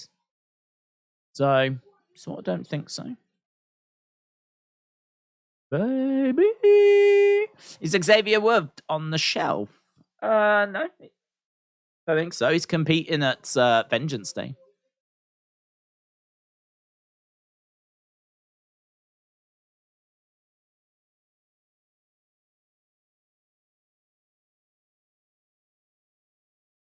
We need to get to business.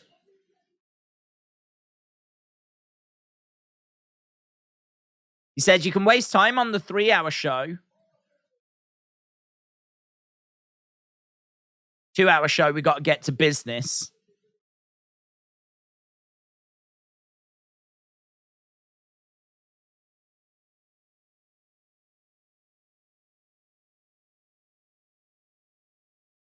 Okay, they're laughing at him. Who?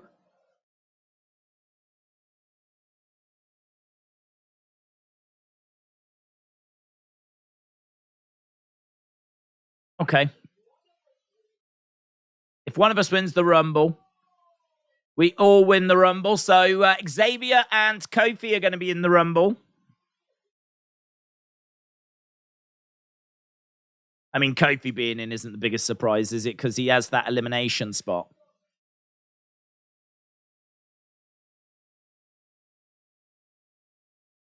I'm the biggest star there is, says Austin Theory. The biggest star in the WWE. The Miz. Miz is coming out. Now we've got the Miz. Awesome. Okay, Miz making his way down. A bit unusual seeing him on SmackDown, isn't it?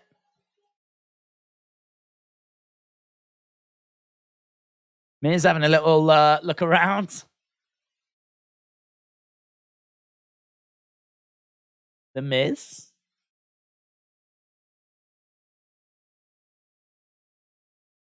So the Miz has took offense to Theory saying he's the biggest star.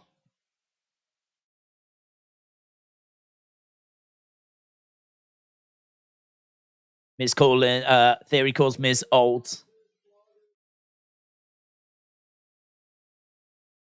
Older, smarter, and better than you'll ever be, says The Miz.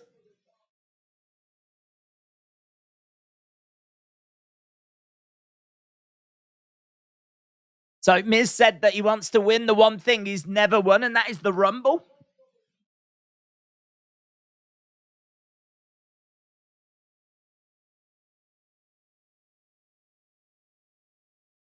Oh, there's a botch.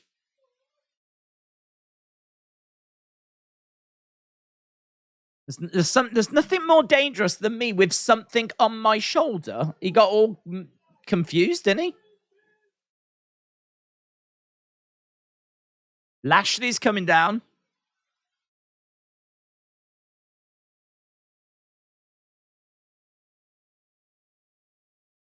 I want to hear this again.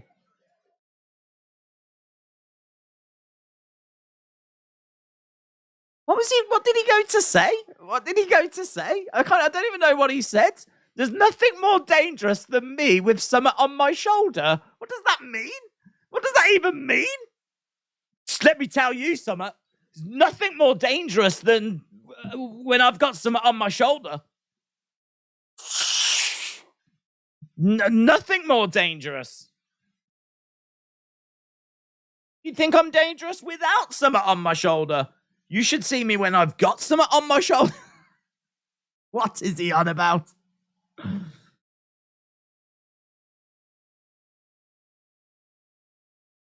What was he on about?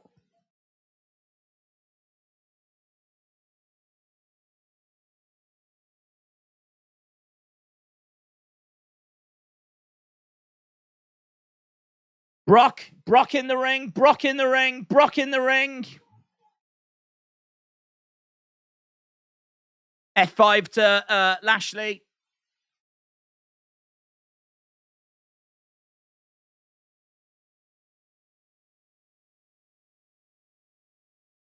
See you at the Royal Rumble, Bobby.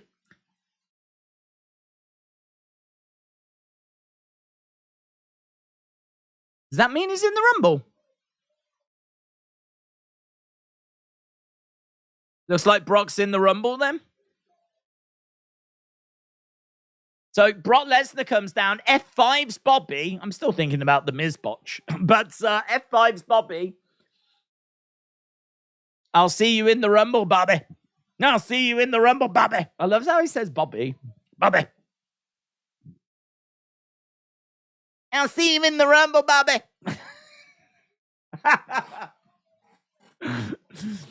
He does lack a bit of gravitas, doesn't he, sometimes?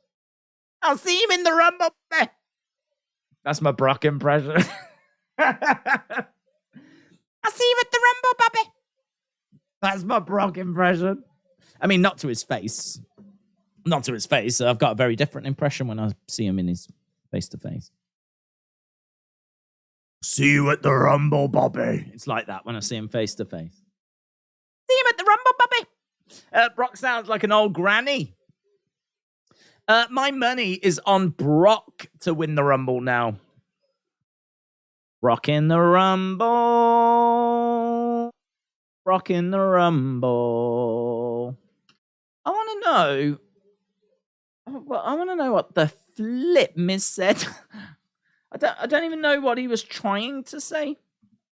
That's still playing on my mind.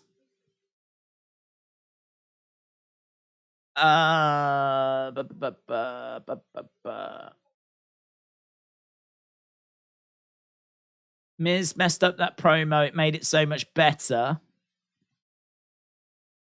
Miz botched his promo. I'm sad. He's sad.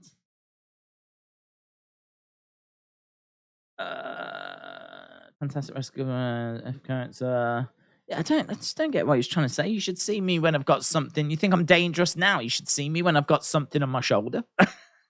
I love that line.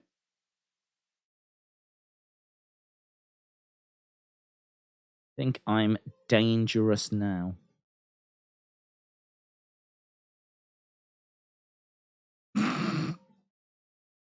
Was he talking about like a chip on his shoulder, do you think?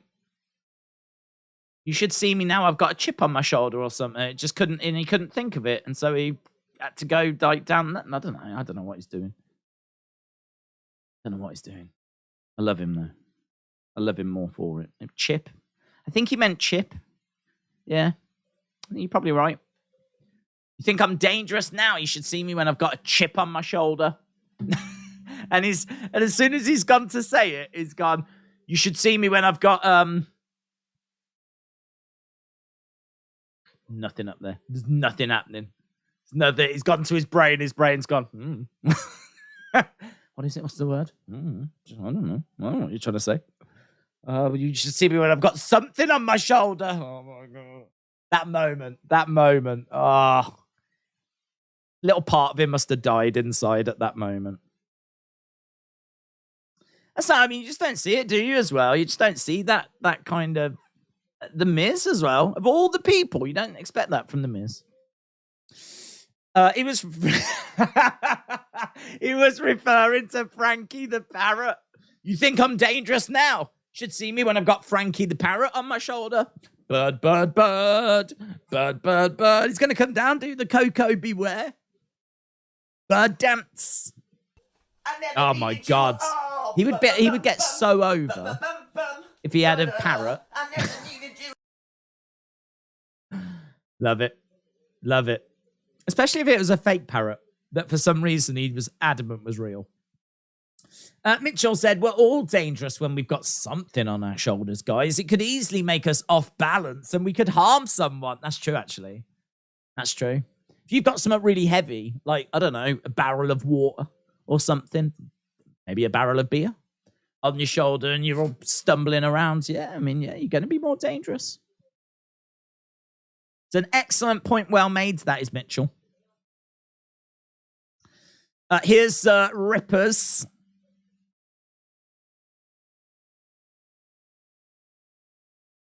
I am Rhea Blummin' Ripley. I'm not. She is. Little digital exclusive clip there from Rippers.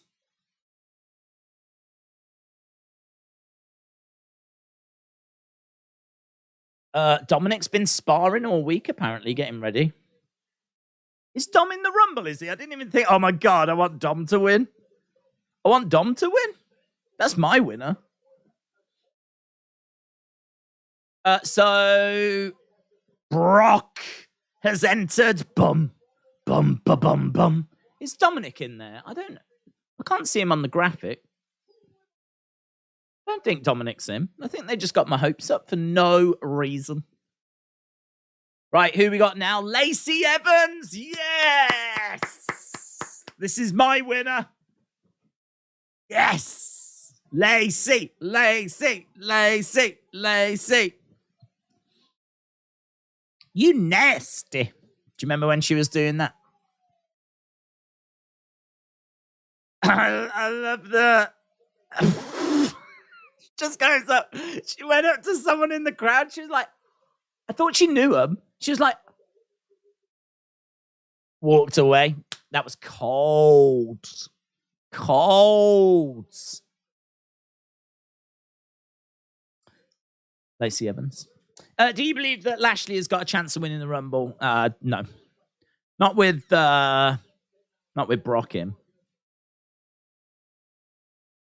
Right, we've got, if you are just joining us, Lacey Evans making her way down. I don't think this is going to go long.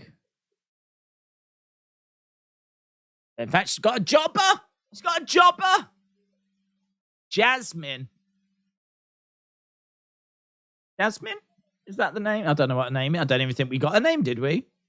But it's Lacey versus a jobber.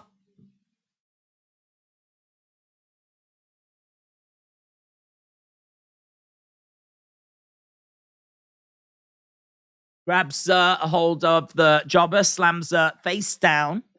I get like, do you know what? I'm getting really strong sky blue vibes from this jobber. Feel like her ring gear might be a little similar. Dark hair. There's some similarities.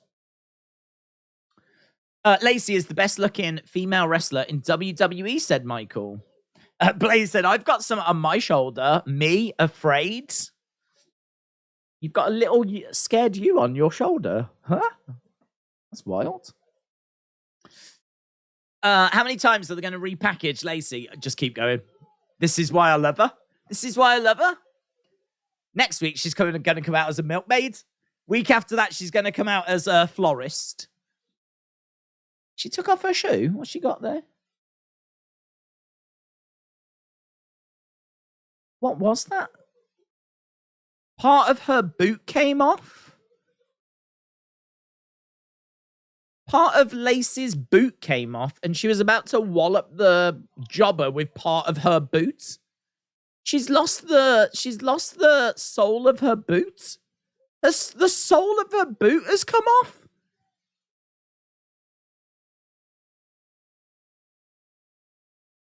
They cannot be army issue boots.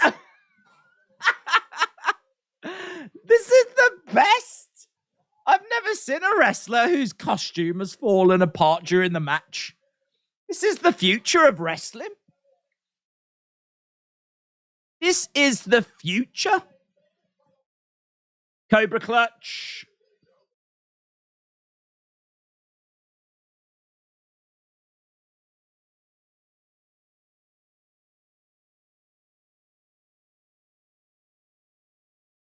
Cobra Clutch win. My God, this show has been amazing.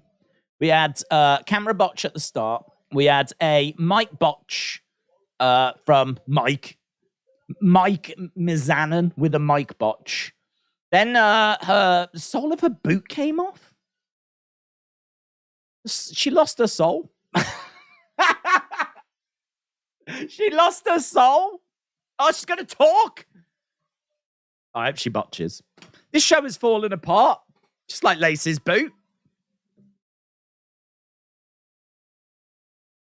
The Cobra Clutch is unbreakable.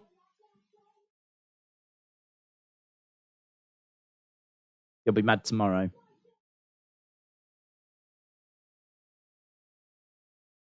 I never needed you at all. Cobra Clutch, unbreakable. I never needed you.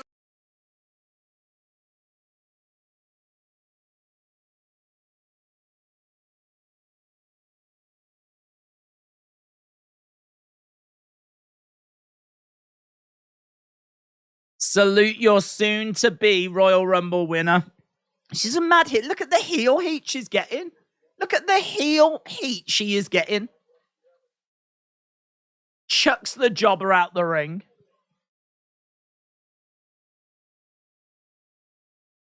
Brilliant. They hate her. People hate her. Now, listen, you can argue she's got go-away heat. I understand that. But she has got heat. I guess those boots weren't made for walking. Certainly weren't made for wrestling. Made for falling apart. Here's the Banger Bros.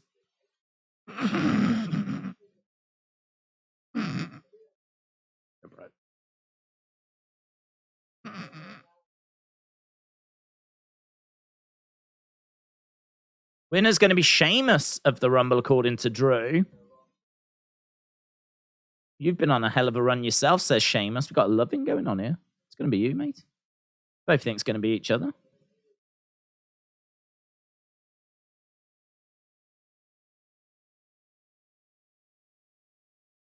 Drew and Sheamus believe.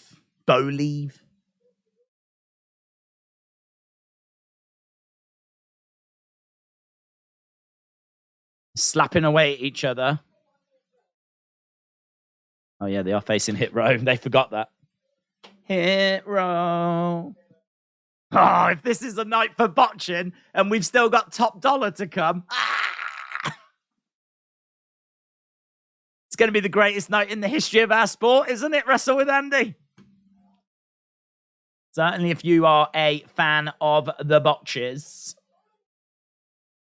Semi-final of the Contenders tournament coming up.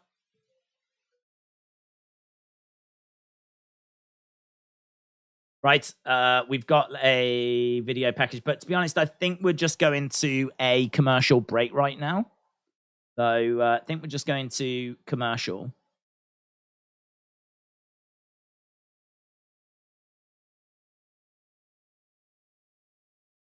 And Royal Rumble. Boom. Done. Okay. Want to do a quick video on this because I've never seen this before. I could have done one on the Mike Botch earlier, but I want to do it on this one because this is genuinely something I've not seen, and actually something that's something that Wade Barrett said he's not seen as well. Here's the image. An amazing moment just occurring on this week's SmackDown. You can see Lacey Evans in the ring taking on a jobber, and look at her boots. Look at her boots. The sole of her boot, the bottom of her boot comes off. All of a sudden, she went to hit the jobber with something that had clearly come off, but we couldn't quite figure out what it was, couldn't see what it was. Going back and looking at it, you can see the moment that it actually comes off. This is where it comes off. And here she is. She's got it in her hand. That is the sole of her boot that she was about to hit the jobber with. Thankfully, the referee came in and obviously said you can't do that, told her to chuck it out of the ring. But she then had to wrestle the rest of this match with no sole on her left boot, which I've never seen before. In all the years of watching wrestling, I cannot ever remember that happening. Wade Barrett on commentary also commented that he can't remember that happening. And it's kind of even more crazy because I think I'm right in saying this is the first time we've seen Lacey since she's come back with this new gimmick. Obviously, we've tried a few things with Lacey, but this is something new that we're trying. So for this to happen, for her new ring gear to like fall apart in this first match back, it's pretty stunning stuff. And as I said, yeah, something happening on SmackDown tonight that I have genuinely never seen before. So it's a bit of a night of firsts. It's a good picture, that one, isn't it? It's a good picture. You can really see the moment that it's actually happens. I'm not the best at getting screenshots sometimes, but I feel like I did a pretty good job with that one. So that's the moment that it happens. She kind of goes over on it in the corner, and that results in its coming away. Right, we are going back to the action right now. So amazing drone footage. So we've just got some drone footage. Sets the stage for the Rumble. We haven't seen the stage for the Rumble yet.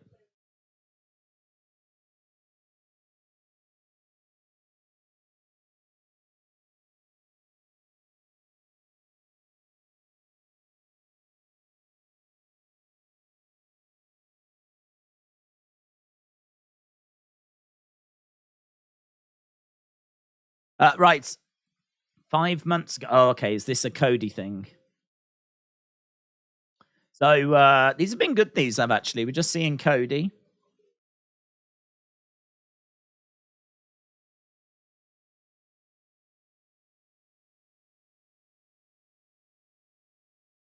He said it's taken him 16 years, he feels, to get to this point. This isn't just coming back from injury.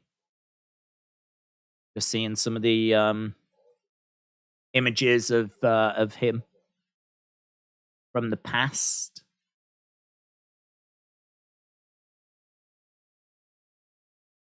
There's when you're in the ring, in that moment, you know exactly why all the work is worth it. I mean, in all fairness, I bet he has been putting in the work, isn't he?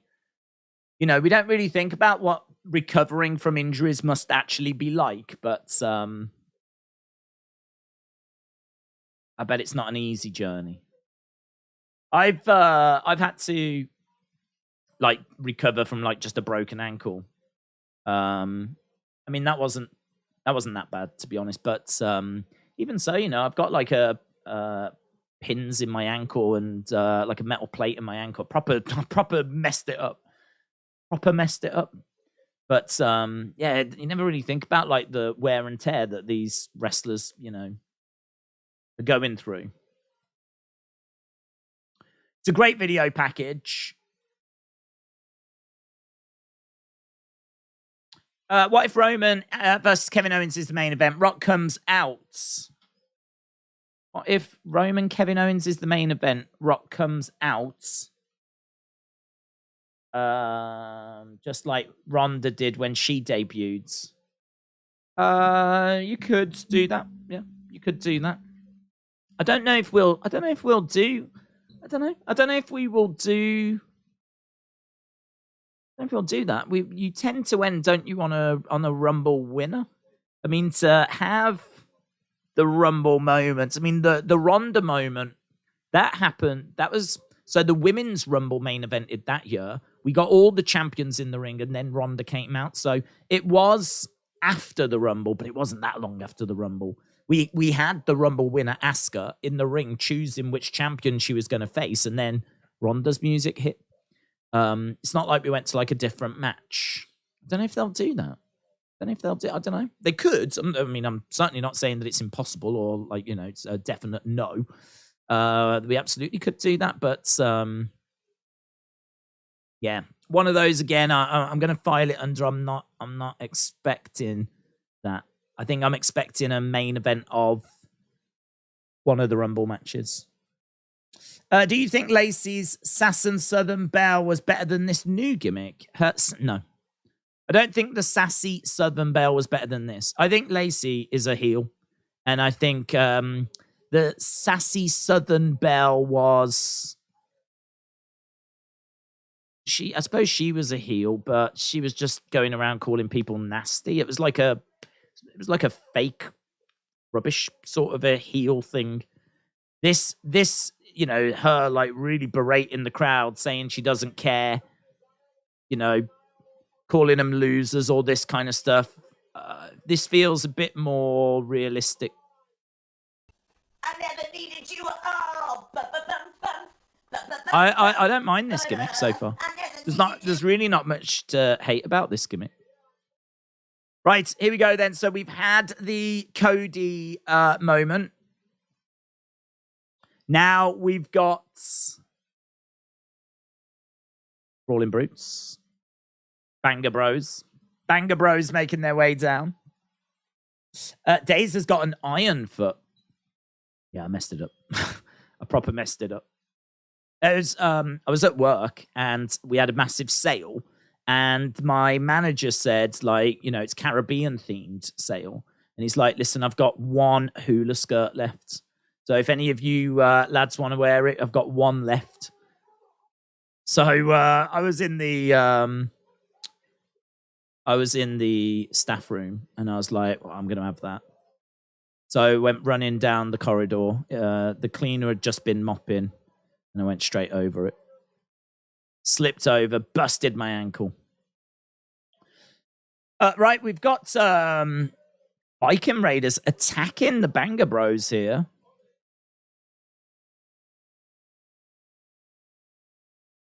So Viking Raiders aren't impressed at the fact that they were eliminated in the earlier rounds. So they've actually jumped the Banger Bros. Banger Bros. So Viking Raiders attack him. There's Valhalla. It's fit, mate. Valhalla. Said before, big fan of women that intimidate me. Which is, fun fact, all women. Right, we finally got some officials making their way down. What is going to happen to the semi-final? Cody was better as Stardust. Definitely a Vince show, says Mitchell. Right, well, we've gone to commercial break. I mean, what I will say is that we are moving at quite the pace here. We are really not sticking around for much. We're really getting through this.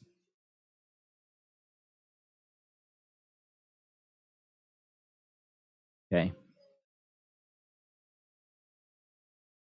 Sarah Logan literally stole Max the Impaler's entire look. Yep. She did. And she don't give a flip. The tongue of a blue whale can weigh just as much as an elephant, and their hearts can be as heavy as a what? As a vehicle. Struggled with that. I couldn't. It jumped up, so I couldn't quite see it. Coach Co, hope you are well, my friends. She lies, she cheats, she steals. Yeah, she's a heel. She don't give a flip.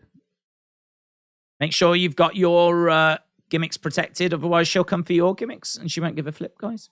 She won't give a flip. Daisy Sapphire, the mother of Cody Rhodes, is the mother of all of us. I think she's passed away. I think I'm right in saying she's passed away, Sapphire. I can't say Sapphire without wanting to sing American Dream. Man. Yeah, man. Sapphire. She wasn't, I mean, like, she was weird. I mean, I don't really know a great deal about her, to be honest. I think she was like a indie type wrestler. I mean, I don't think she was like a wrestler that WWE was looking to do stuff with particularly. I don't really know. I don't really know the backstory of Sapphire, if I'm being truthful. She wasn't really around that long. But obviously she was the partner of Dusty when he was feuding with Macho King and Queen Sherry, sorry. Is Hit Row, guys. If you've been enjoying the botches, then we've got a good botch potential now for you.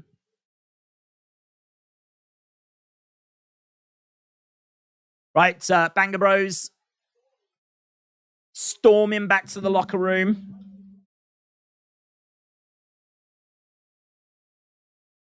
What's going to happen here? Now we've got Hit Row in the ring. Are they going to get a bye? Microphone. Are they going to have to face another team? Why is he wearing a backpack?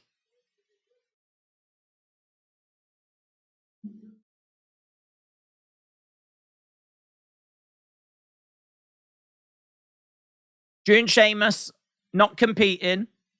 Maximum Male Models. Everyone will compete. Replacement team.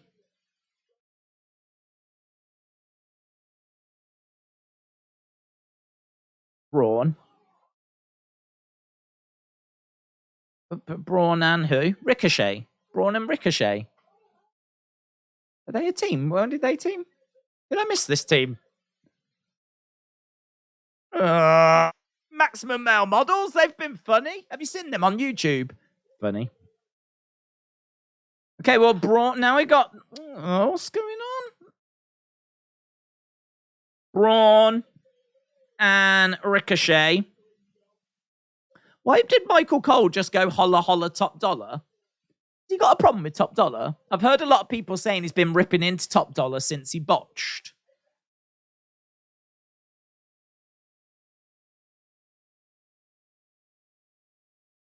Braun. Wow, do you know what? We've fit a lot in here. There's been a lot that we've done within an hour. We're not even an hour in. Should have been AOP. Should have been anyone. Well, not anyone. I would have been a bit disappointed if it was Los Lotharios. I like Maximum Male Models. I know I'm alone. Pretty much alone. But if you've been watching their videos on YouTube, they're actually quite funny. They're doing all right. They got a new gimmick. I tell you what, they're genuinely, their comedy timing and their delivery really good. You wouldn't think that Marseille Mansoir would be like funny, would be naturally funny. They are. They've got really good comedy timing, really good delivery. Give them something to work with. They're really funny. So I like those guys. But I don't think that many people are watching their show, to be honest.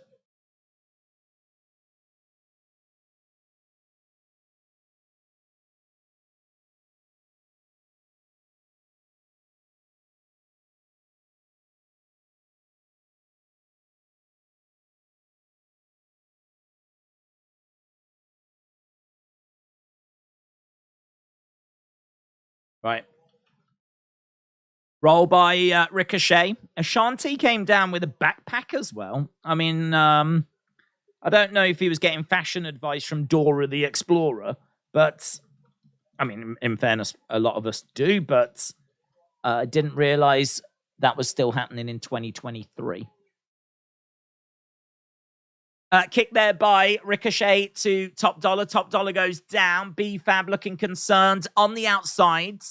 Top Dollar getting back into the ring, but Jessica Carr just reminding Top Dollar is not the legal man. In the background, there's a drop kick by Dora the Explorer to... Hit row. Shanti the Adonis needs to change his name. Dora the Adonis. Daisy, you should join Maximum Male Models. You're handsome. I'd love to join Maximum Male Models. I'd love to. I'd be good in that group. Not that I am like a model, but maybe I'm being unfair, but I would argue that Mansoir is... Marseille might be. He's got a good size to him. Mansoir? Is he model material? I don't know. Perhaps all the girls are swooning over Mansoir. I don't know. I mean, whenever Mansoir's been on screen, I can't say we've had all the women in the chat, like, you know, getting all hot and bothered. I could be their tea person. I could bring them cups of tea. Daze. Is that what it would be? Daze.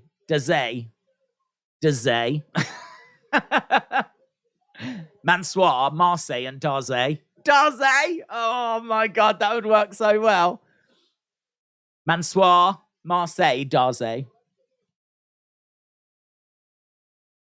I could channel that. And I'd shave. Yeah, get myself all sorted. Don't worry about that. Daze joining Maximum Male Models as Dirze, said Blaze Radio. Right, we've got Shanti tagging. Don't bother tagging anymore. That'll do. That's how Hit Row do it. In all fairness, Maximum Male Models tag like that, I think. I've seen them tagging like that before. Shantae scoops up Ricochet. Do you remember when Braun won the tag titles on his own against Sheamus and Cesaro at WrestleMania? It's going to be no problem, is it? This will be no problem. He's got an actual partner now. Although maybe that could be, maybe that is. Who knows? Maybe that is Nicholas. Maybe Nicholas grew up and he's Ricochet. Here we go, tag. Can you believe we actually did that? Can you believe we had a child actually in the ring for a moment? Standing opposite, was it like Sheamus or Cesaro? Like, Braun actually went over and tagged him in. That's wild, isn't it? How dare we talk about great WrestleMania moments and never talk about that? When a child was tagged into the ring. Braun collides into Shanti. Top Dollar goes for a clothesline. Braun follows up over the top to the outside. Goes Top Dollar. Big back body drop. Michael Cole again having a pop at Top Dollar. So, Braun in and running rough shot. Over the top. Ricochet over the top, comes crashing down.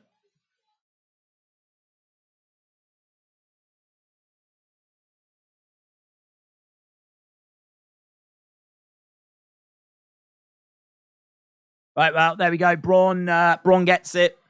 Yeah, I don't know. What are we building towards Michael Cole against Top Dollar, do you think, or something? Like, why? What are we building towards? You missed it earlier. Cole said Top Dollar couldn't fly anywhere.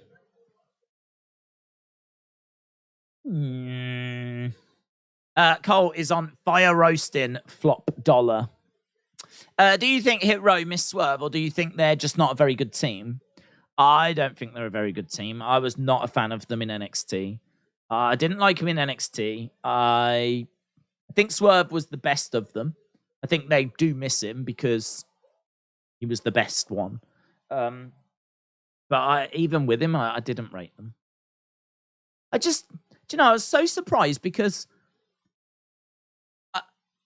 it feels to me like they're manufactured. Like, when they come out and they do their money, and they do their poses, like, it really feels to me like I don't know if they just have been trying too hard. But I was so interested in hearing them talk about how Triple H lets them do what they want to do because they don't want to come across as manufactured. Triple H lets us do what we want because he doesn't want us to come across as being fake or manufactured.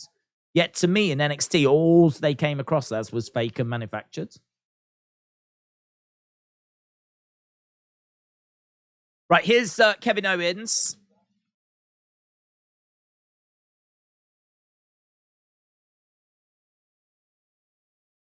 So KO said 2 years ago that title was his.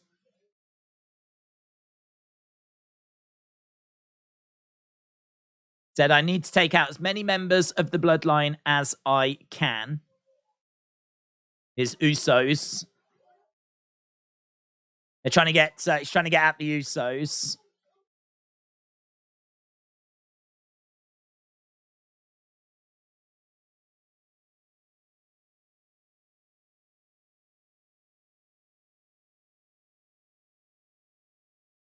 Right, where's your cousin? Every superstar has an origin. Right, I feel like we need to do halftime.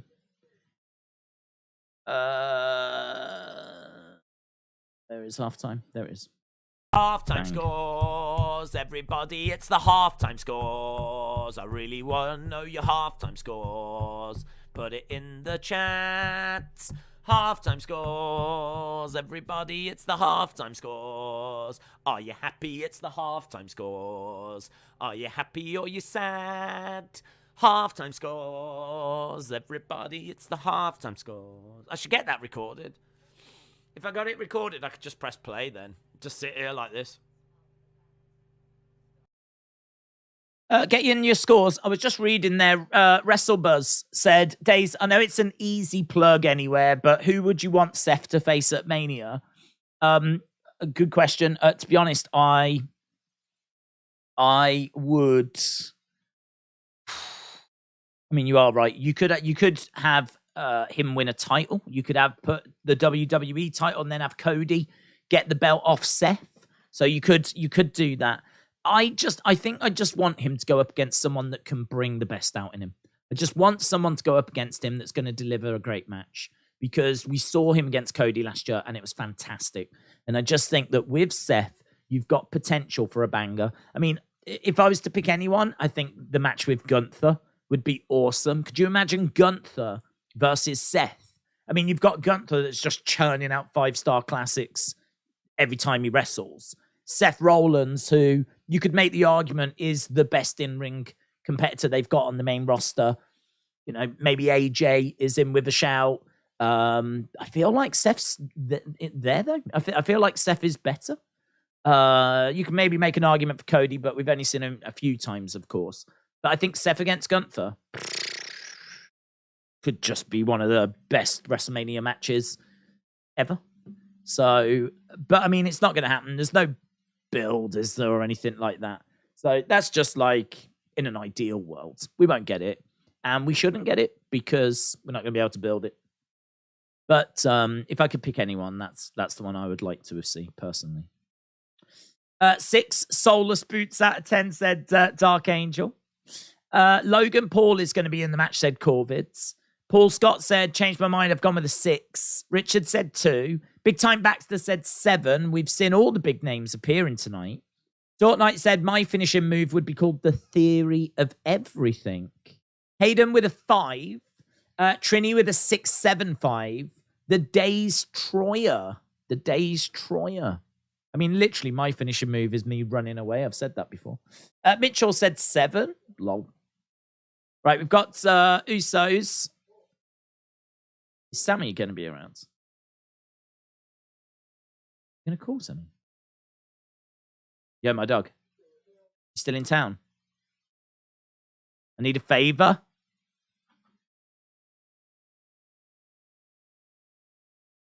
Jay calls for a favor. Okay. Yo, my dog. I need a favor. So Usos have been... oh, man. Is Sammy going to get in trouble with Roman? Because Roman said, I don't want to see you. In all fairness, he hasn't seen him. Roman said, I don't want to see you. Well, Roman's not at this show, so... He did also get told to go home, though, didn't he? In all fairness. Ooh. Old school Bray music. Catching flies in his mouth. Wow. Oh, it's LA Knight. Do you know what? Just as he was walking forward then, I did think to myself, I was like, he said we would never see him in a Hawaiian shirt again. So why is he now in a Hawaiian shirt? And then, obviously, the closer you get, you go, oh. Oh. It's LA Knight. LA Knight dressed as Bray Wyatt. That's nice, isn't it? That's cool. Yeah, it's got a little lantern as well. The crowd is still... do you know what? If I was Bray, I'd be a bit worried because the crowd is still fireflying it. They haven't put their phones away. They're still totally there. And they're having a great time. And he blows into the... blows into the lantern. LA Knight. I think everyone's scores just went up. Everyone's scores just went up. There might be a few people in the crowd now going, what? Ah! Let me talk to you. Oh, he's not allowed to be this entertaining. He's too entertaining. Come on then, LA Knight. What you got? Yeah. Talk to us. He's trying to get a talk to us chant going. I'll give you what you want, even though you don't deserve it. LA Knight.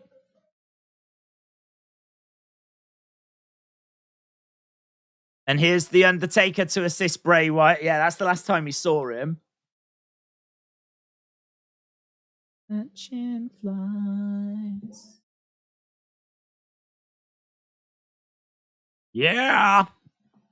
Yeah.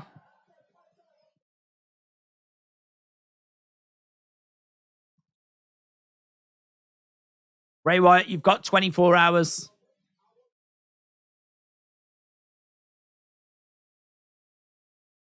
I want you to bring all the advice that Undertaker whispered in your ear.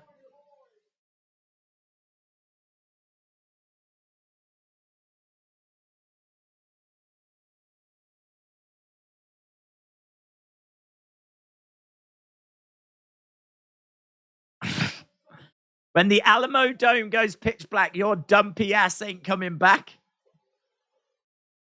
Bray in the entranceway on the rocking chair.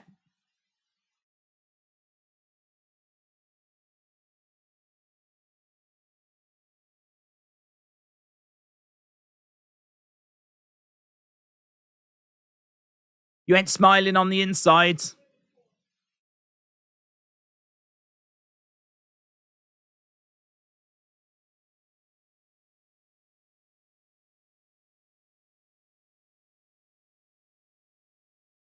Oh.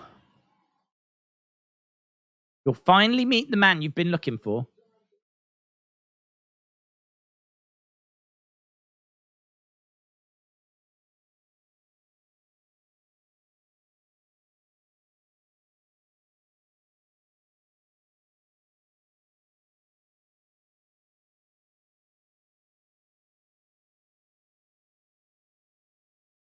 When the lights go out, you'll see up in the heavens is Uncle Howdy.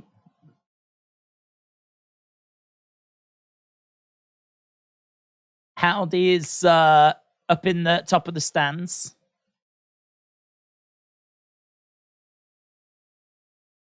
And that's the end of that segment. So, that commercial break? Yes.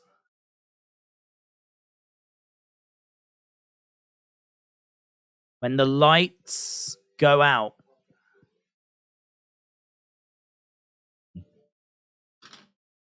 And we got Howdy. Good segment, said Scott. Who is your favorite wrestler, said Seth Rollins fan. Really like Gunther. I think I do like Bray's storytelling. The only thing I would say with Bray is just so much going on, isn't there? I mean, there's so much going on. Some of it can be a little bit slow sometimes. I mean, it's still getting somewhere. I do think, though, and I have said it before, I think that the Funhouse was still my favorite. And I don't think this story has got to Funhouse levels. I don't think that's being disrespectful or anything. I think that's just being honest. I don't think it's... I think it might do. It could get there. You know, Bray earlier said we haven't even scratched the surface. Like, this is such a complex story. We haven't even started. So, but I can only judge what I've seen so far. And I think with the Funhouse, because of it being puppets and bright colors and children's presenter, and like, it was so immediate. You were just thrown into this other world that it was like, what is going on? Like, it was like a sensory overload. Whereas this one, not so much. It's been more of a slow build where, you know, we've had Bray and then he's been interrupted and then we got Howdy and then Uncle Howdy arrived. And it's, do you know what I mean? It's a very different story. So,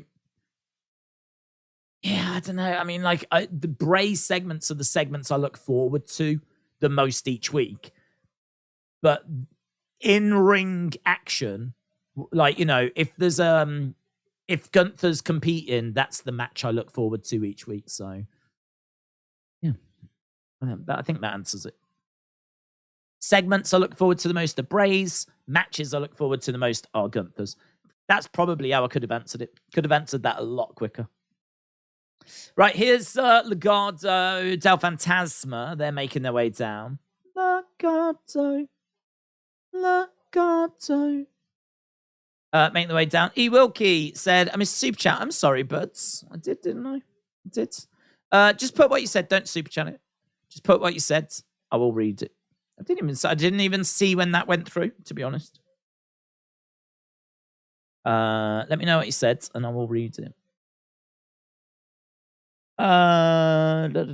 Zelina looked like Sasha for a minute. Braun and Ricochet are in the final of a tournament that they weren't in at the start. Here's Imperium. Legado just killed time until Dragon Lee and Andrade are showing up, says Corvids. That people are so in love with the Bray stuff and Bloodline Sane stuff is a sad indictment of how far standards have fallen, said Sock Sniff. Oh, I mean, honestly, I think the Sammy stuff works in any generation, though. I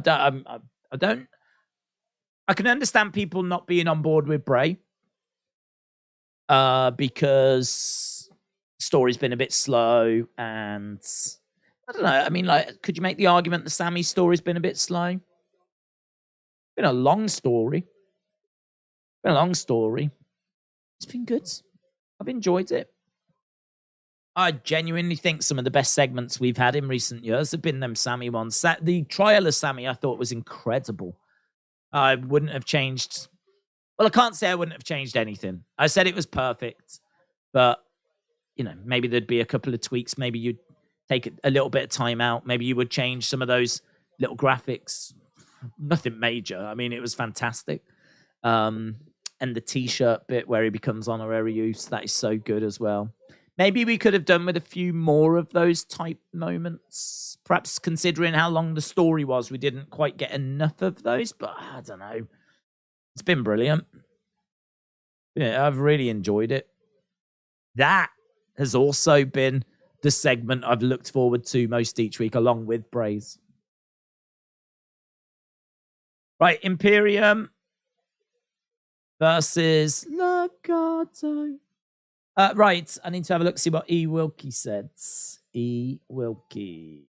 Where are you, mates? E. Wilkie says...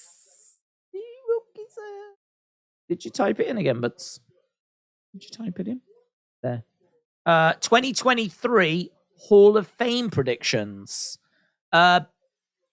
Batista, because he was meant to go in a few years ago, and so I think they'll put him in. So Batista.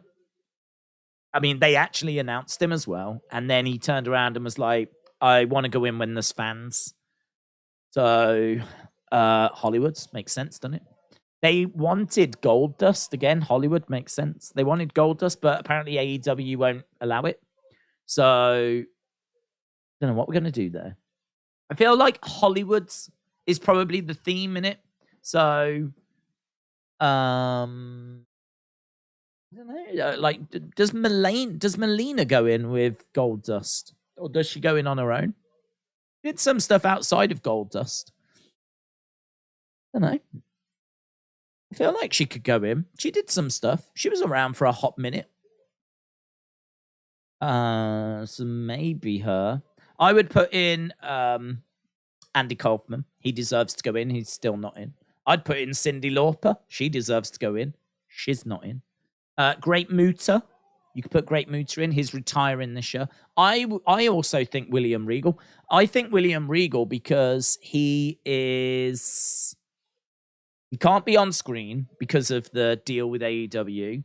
He's absolutely deserving of everything he's done. He's been competing since he was like 14 or something in wrestling. WCW career, WWF career. I think he's won like X amount of titles. I think didn't he open WrestleMania like 2 years in a row in the Intercontinental title match or something? WrestleMania 17 and 18. I think he opens both of those as champion. Obviously goes on to be like GM on Raw, the work he did in NXT. I don't think anyone would begrudge him going in the Hall of Fame. He doesn't have like the Hollywood kind of connection, but I wouldn't be against him going in this year. Why are you wait? I mean, he's retired.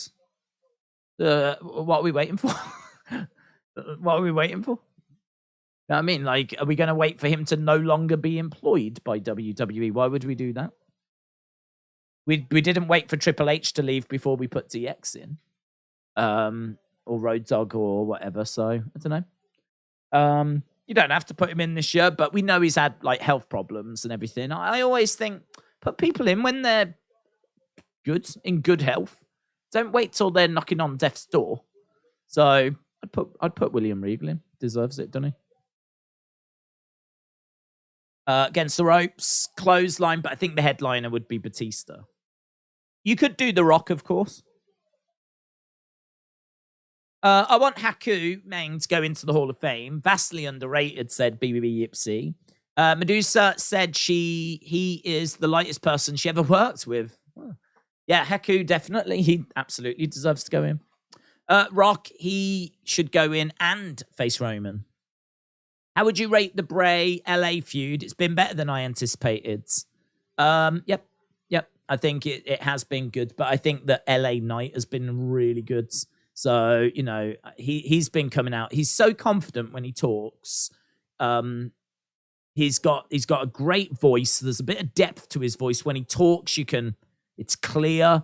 He projects really well. I think if you can like project really well and you've got a good tone to your voice, like, you know, that's part of the battle. Obviously, if you've got a good command of English as well, that's part of the battle.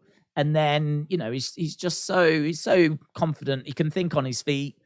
He's just been killing it with the microphone. He's been doing a great job. I mean, like, even here where he's coming out with lines like, you know, bring all that advice Undertaker gave you whispered into your ear.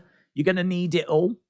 And like, he's just captivating. You just want to see what he's got to say.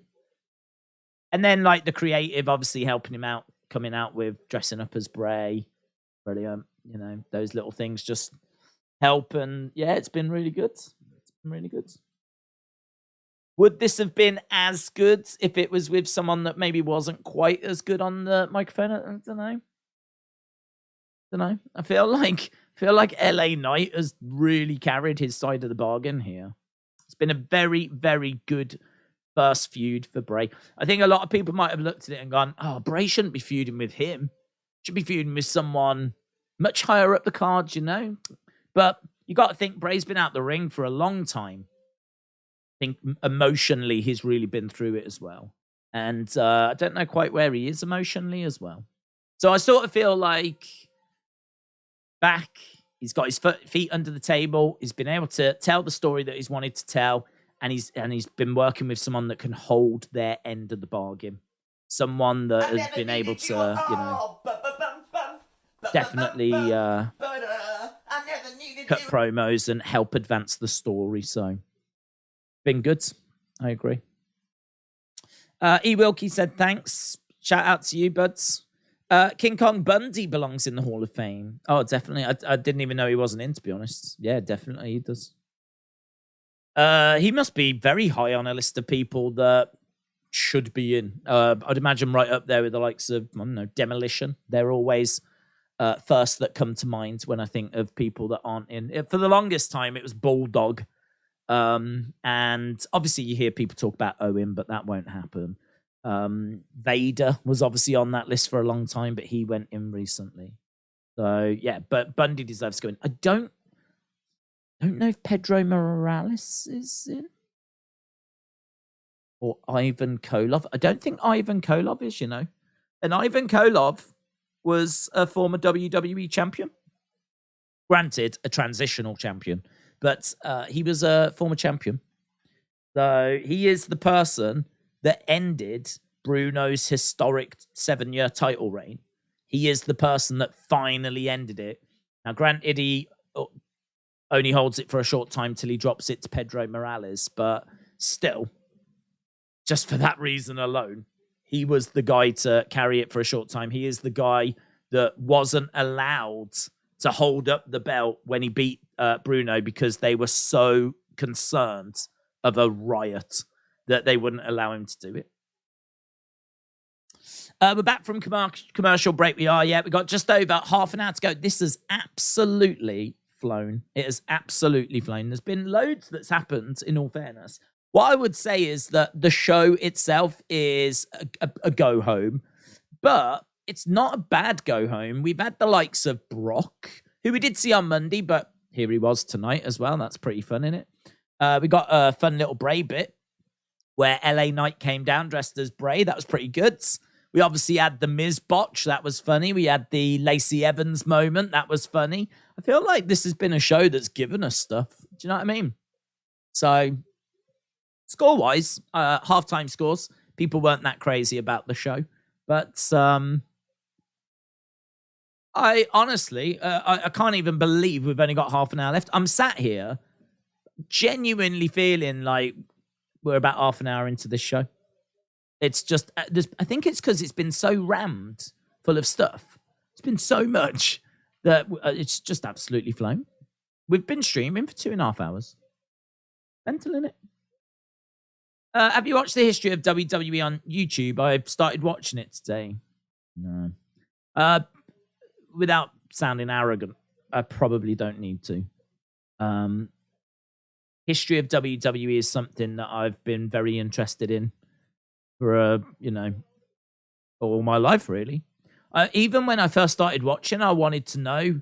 I just couldn't believe wrestling. I'd never seen it before until I saw WWE. So I was like, I just wanted, what is this? Like, where did this come from? How long's it been around for? Like, those questions I had even when I was young.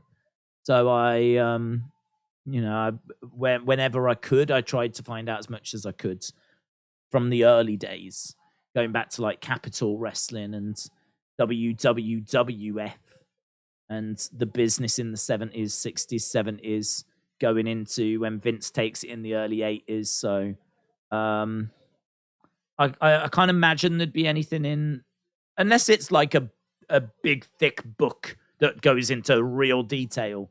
If it's like a 20-minute YouTube video, it's going to kind of skim like through the history. I'm probably covered on that. But if you're got a few gaps, then check it out. It's obviously a good thing to watch up on. Wouldn't mind seeing LaCool in the Hall of Fame, said Cody. Corey said, you've missed another super chat. Oh my God. Have I done something to the alert? I'm just not even hearing any alerts. Danny said, what's happened so far? Loads, but no, nothing massive apart from Brock announcing that he's going to be in the Hall of Fame. It's because we talk about the Hall of Fame in the Royal Rumble. Brock did not announce he's going in the Hall of Fame. Nothing too massive.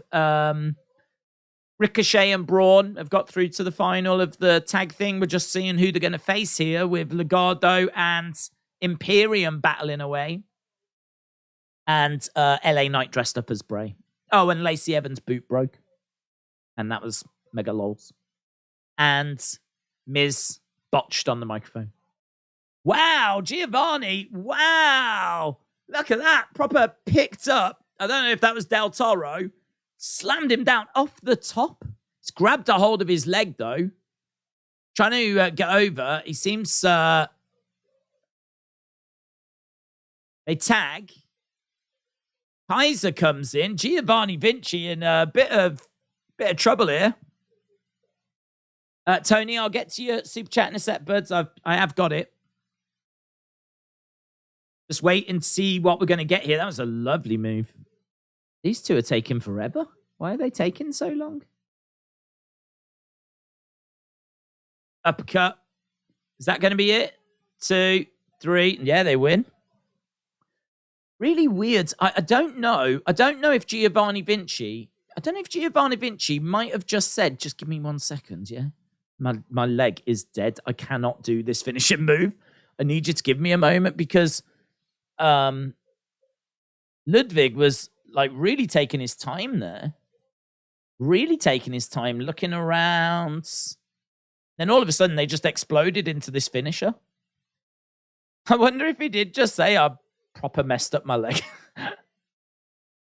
Yeah, he did come down hard on it, actually. When you see the replay, when he had him up on his shoulders and he slammed him down and he came down, proper comes down onto his knee. I think he had a genuine issue there for a moment.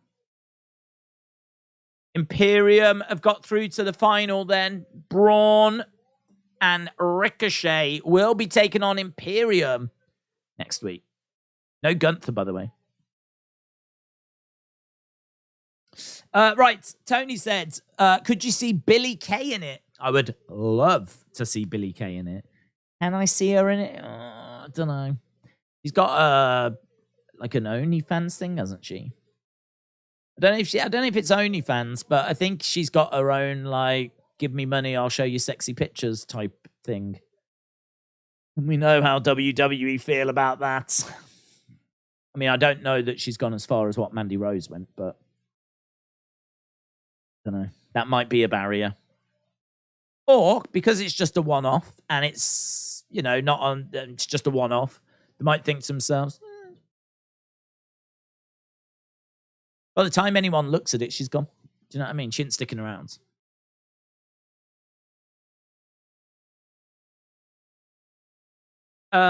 Interesting. I still think Batista gives me what I want promo. Has been the best promo over the past 5 years, said Dominic. Give me what I want. Was that when he was spitting everywhere? She was going everywhere. There's been 1,000. Oh my God. There's been 1,250 competitors. 1,250 times we've heard.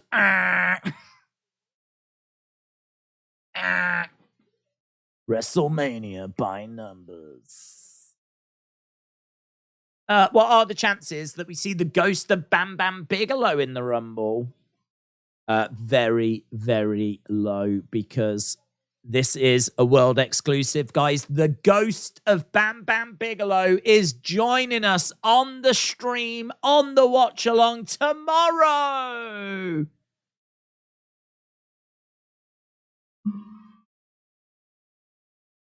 That didn't work, so I actually turned the thing down. Let me do it again.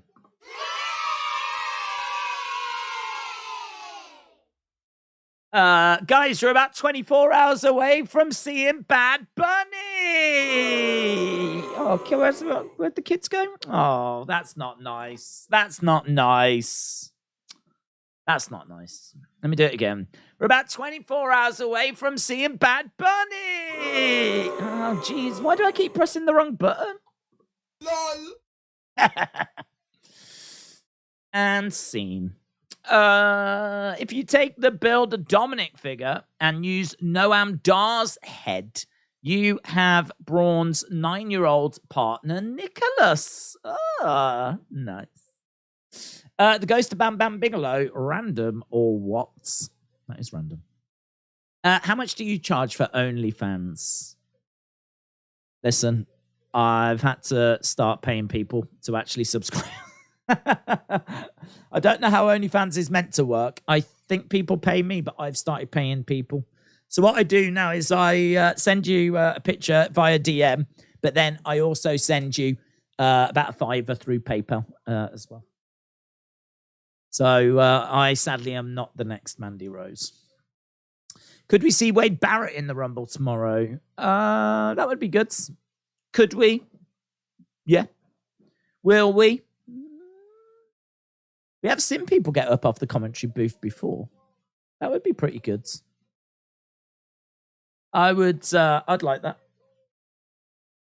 But Peyton Casey has not been wrestling on the Indies. Did you see the guy dressed as Axe from Demolition in the crowd? No. Is there someone dressed? That might actually be Axe. That might be him. He might have heard that Vince isn't running things. And so he's decided now's the time to actually come to the show. Here come the Axe. Here come the Smasher. So Stone Cold could win this, it being in Texas, says Daydreamer. Wyatt 6 in the Rumble, said Meave. Nick Foley 3 times in one Rumble. Nick Foley, big fan of Nick Foley. Nick Foley. 1998 Royal Rumble, the only 27-man Rumble according to Meltzer, said Socksniff. Michael said, I'm at work. What have I missed? You've missed everything. Everything. I mean, in all fairness, you've missed a fair bit, but I don't know that you've really missed anything. I feel like this is a show that if you have missed, you haven't really missed anything. You've missed a lot of things, but nothing that you can't, you know what I mean? Nothing that's going to change any stories. The one thing that is going to be the most interesting is about what Jay has said to Sammy. My dog, you know, where are you? I need a favor. Sammy was very clear. I got you. So, what's he going to do? I think he's going to want him to help Solo, isn't he? Well, that's my guess. Help Solo. Help Solo. Do you think Sammy tonight will be in a situation where he's got to hit Kevin with the chair? I feel so sorry for Sammy. Literally anyone else on the roster, Sammy would have no problem with messing him up, making him humble. The only one person that he struggles to do that with, It's Kevin, because if it's his lifelong friend, old friend. And it's the only person, and it just so happens to be Kevin that's just causing the bloodline problems right now. Oh, life, hey. Oh, sometimes it just goes that way. Sonny said, I've put my name in for the Rumble. I just don't know which one. I wanted to surprise myself. Oh, okay. That'd be great. That'd be awesome. Imagine if you've put yourself in for the men's. You come out as number 30. The only problem is there's only one person left in the ring, and it's Brock. I'd love to see that. I would love to see that. I don't know where I can send money to make that happen, but I would love to see that. Isaiah Lee. She's got more skills than any woman in this match.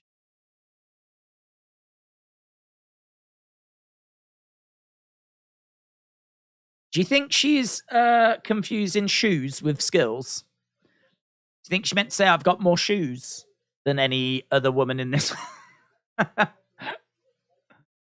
if she had the skills, wouldn't she have done a bit better on the main roster than she has? Just saying. I have more shoes. Right, here's Ryan Satin sitting down with Charlotte. Oh, and then Sonya snuck in. I haven't seen any of this. So Charlotte was talking to Ryan Satin, and Sonya came in.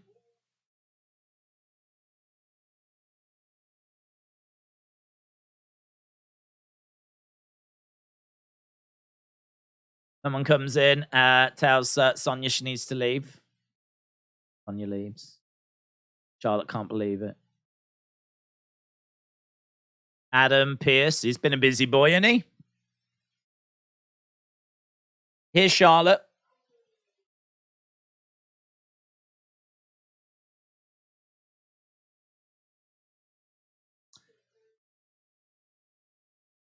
Opportunities are earned, not given. What? What? That Logan Paul. Charlotte says, I am going to give her a title match.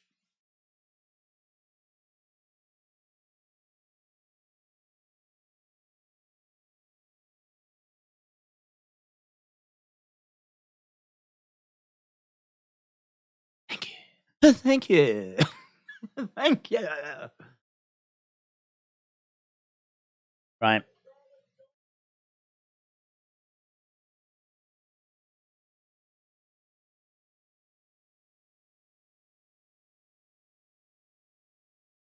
Okay. Here's KO.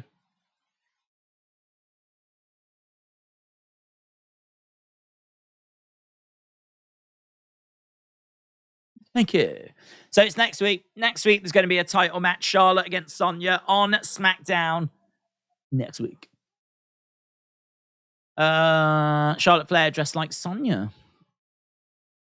I think she really meant to say Skittles. I've got more Skittles than other women. Yes.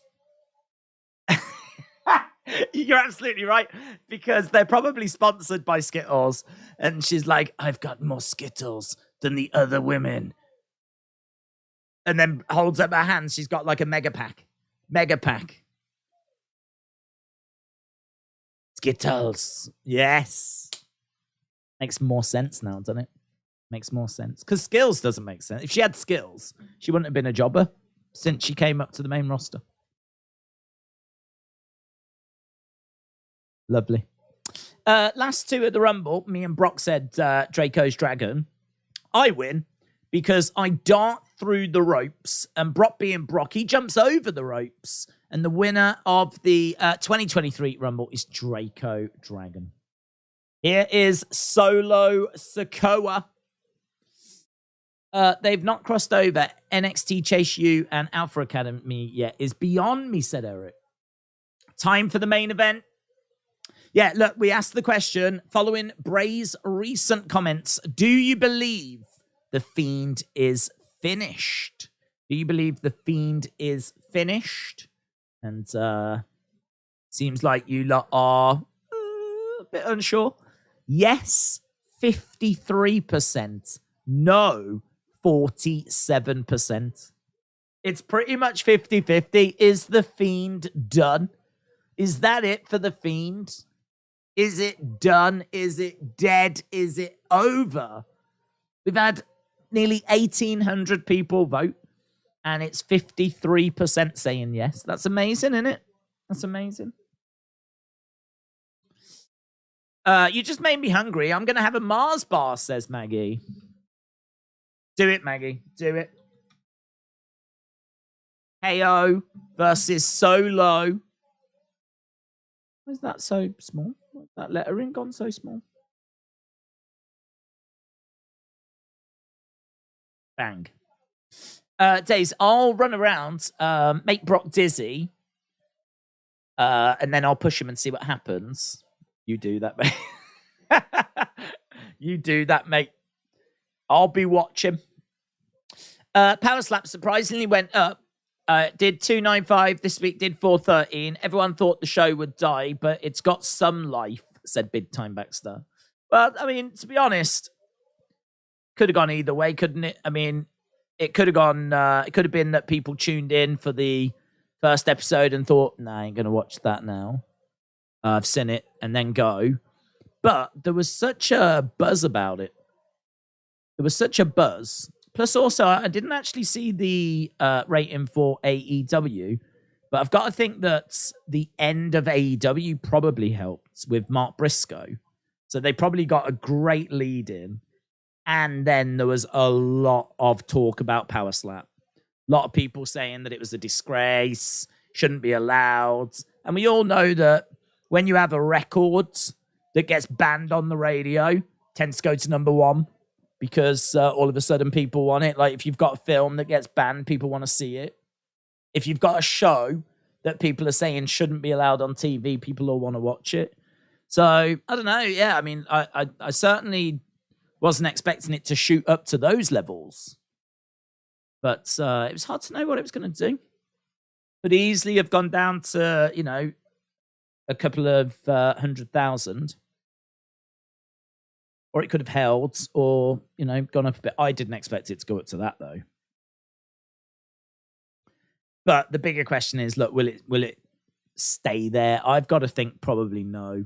Because I think this was a bump because of the controversy. And also, I think you had a great lead in from the Mark Briscoe stuff. I don't think you'll get that every week. Have you noticed the hand gestures Uncle Howdy was making? It looked like he was controlling Bray. What with that? Wasn't he doing like that? Lacey was going to power slap her opponent with the sole of her shoe. Now, that would be a power slap I would watch.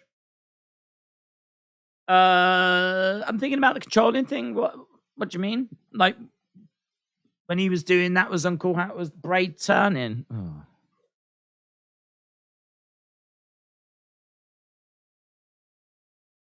Imagine if he's made Bray a puppet, but not like with actual strings, but you can like gesture and Bray reacts. I don't know, man.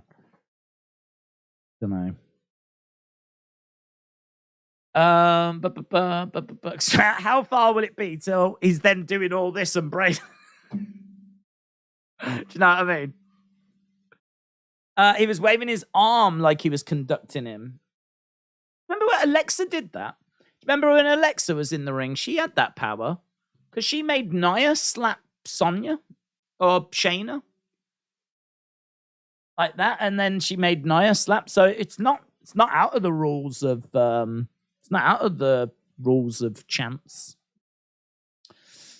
Uncle Howdy with a Smoking Guns hand symbol. The word howdy is a Western thing. It's Bart Gunn. Oh, yes. It reminded me of a way a puppet master moves marionettes. Bray did say there's more to him, said JoJo. What was said in the interview about there's more to Uncle Howdy? Yeah, he said but I think he was talking more about like depth. I don't think he was talking about how there's more to Howdy. He can control me. I mean, this is about control, but I don't think that's what Bray was referring to in the interview. I think because at the time when he was talking about where the character had come from and about how it was based on very real things that had happened to him. And, you know, that's when he was talking about, we haven't even started exploring this story. I feel like what he was referring to was there's more to the story. There's more depth to this story that we've yet to explore. I don't think he was referring to he can control me with hand gestures. I'm not saying that that's not something that's happening. Maybe that is something that's happening. Something we've seen before with Alexa. As I said, I remember her controlling Nia and Nia slapping Shayna. Don't know. Have you watched a full episode of Power Slap? Nope. I've only seen clips. I'm not interested, to be honest. Cam said that's what I thought. Are we going to get Stone Cold in the Rumble? Don't think so. Don't think so. If he's in it, it's going to be really hard to see him getting eliminated. And if he does get eliminated, then I think we might know who his WrestleMania opponent is. Headbutts coming in by Solo. Greetings from Canada. It's been a so-so SmackDown, but the chat has been a blast, said Marty. Marty, shout out to you. Appreciate it. Shots coming in by Kevin. Headbutt there by Kevin. And again. Elbow coming in by Kevin. Kevin's perch. Big frog splash. 1, 2. Shoulder up. Dark Angel said, I'm okay with Mountain Dew pitch black match, but if they do a KFC finger licking good match, I am out. Well, that's funny because I would be so in. I don't mind a bit of KFC, I gotta tell you. Camvlog said, just imagine the pop if Austin enters the Rumble and Brock eliminates him. Jamie said, is there any chance of The Rock at the Rumble? Is there any chance of The Rock at the Rumble? I'd say there's a chance. I don't know that that's what we're going to be getting, but I think The Rock winning it, he's one of the favorites. I think he's the second favorite, actually. Second favorite. Green Apple said, Wyatt 6 is like a reboot of the Wyatt family since the Wyatt family can't be reunited. It just wouldn't be the same without Brody.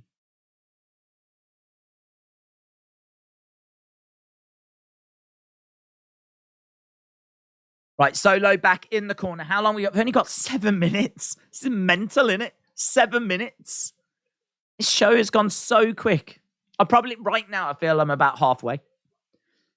Solo down in the corner. Kevin Owens charging over. Cannonball by KO. Collides into Solo. Is there a chance of Zoe Stark in the Rumble? I think there's a chance of some NXT stars. I think Triple H is going to want to represent NXT, but I don't think he'll go crazy. There is Sammy. Sammy dragging Solo out the ring.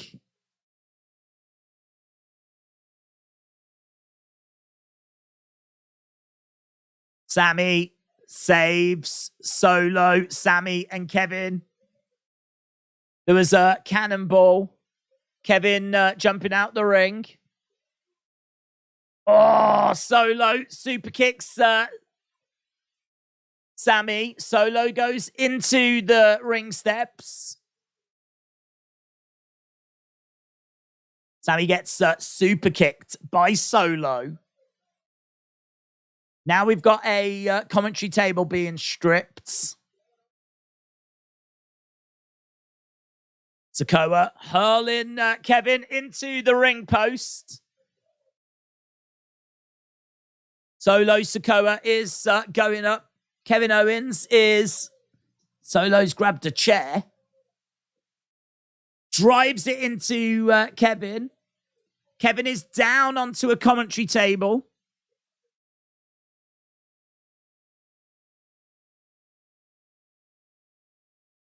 So Solo accidentally kicks Sammy.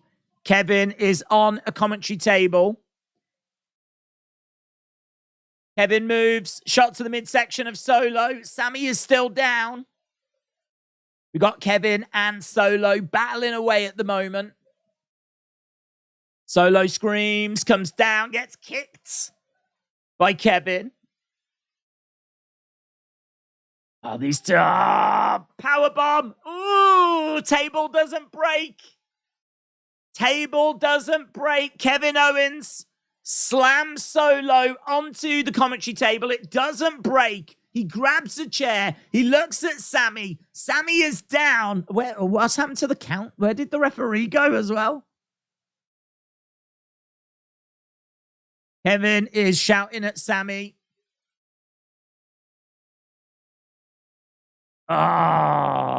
Kevin wallops Solo. Solo goes into the crowds. Kevin throws the chair down. And he's going to walk away. Man, this could be a big moment, you know, because Kevin could have just walloped Sammy there. He could have nailed him, and he doesn't. He could have walloped Sammy, and he doesn't, which means if Sammy is in that position tomorrow,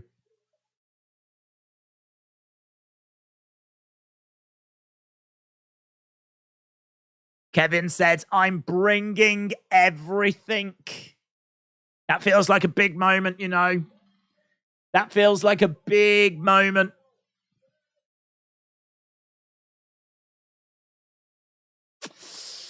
I am the table. The referee escaped.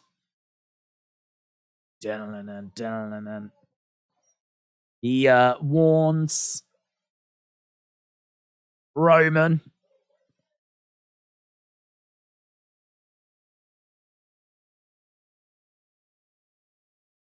Roman, Kevin, undisputed WWE Universal Championship match tomorrow.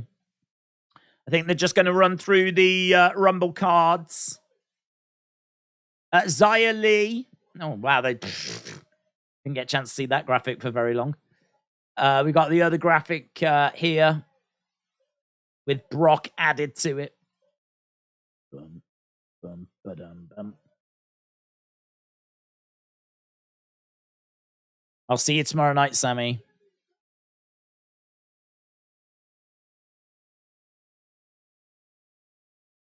See you tomorrow night, Sammy. 13 surprise entrances, says Camvlogs. Get in your thoughts, guys. Get in your thoughts. Get in your thoughts. Get in your scores. I'm trying to get all of this into review. Good luck, me. Sammy was told to stay away. Oops. Oops. Do you think Uncle Howdy will reveal himself tomorrow? No. Don't think so. Will WrestleMania coming up? Will there be a lot of mid-card top-tier talent? Sheamus, Drew, Braun, Bailey without plans? See people missing out? Will we see people missing out? I'm sure some will. But obviously with 2 days, they'll try and get on as many as they can. Was Kevin disqualified? I have no idea. I'm guessing it was a no contest. And I don't think anyone was disqualified. I don't know where the ref went. I totally missed that bit. 8, 9, 8.5, 8, 7, 5.5, 4, 8s. Later Gators says Linda. Linda, shout out to you. Let's end this. Match was ruled out. Vince was all over that show, says Michael. Lex Bliss Gamer says 8. Hayden says 5. James said 4.5. Rare Breed said 6.5. My fart stink said, WTF was that? LMAO. Just kidding. It was a decent show. Howdy isn't going to reveal himself. That's never the plan, said Moolah. Aaron says 8. Meave says 8. Good end. Would have liked the match to have ended, says Grant. Have you seen Lion King? I've seen the Disney animation thing. 6 and 7s. Sammy getting kicked in the face was a highlight, said John. Go home, show out of 10, said Aubrey Edwards. Automo Dragon in the Rumble. Right, we're done, guys. I need to run away and do this review. It should be up within the hour. Appreciate the support, of course, as always. Yeah, I think there was lots of talking points. Maybe not major talking points, maybe just little talking points. But there was lots of them all the same. And listen, our attention turns to tomorrow and turns to the Royal Rumble. We will be live at least at the time that it says on the channel, but potentially even earlier than that. If you haven't already jumped over there, click on the notify me so you know when we do go live. And also leave a like as well. I'd love for us to try and get to 1,000 likes. Last I saw, we were on 70-something. So, yeah, if we can get to 1,000 likes, we always try to get to 1,000 likes on those big streams. And so if you haven't left a like over there, do it. It's greatly appreciated. That is all on the homepage, all set up, all ready to go. And that is it. We're done. Appreciate the support. Have a great evening. And I will see you tomorrow for the Royal Rumble.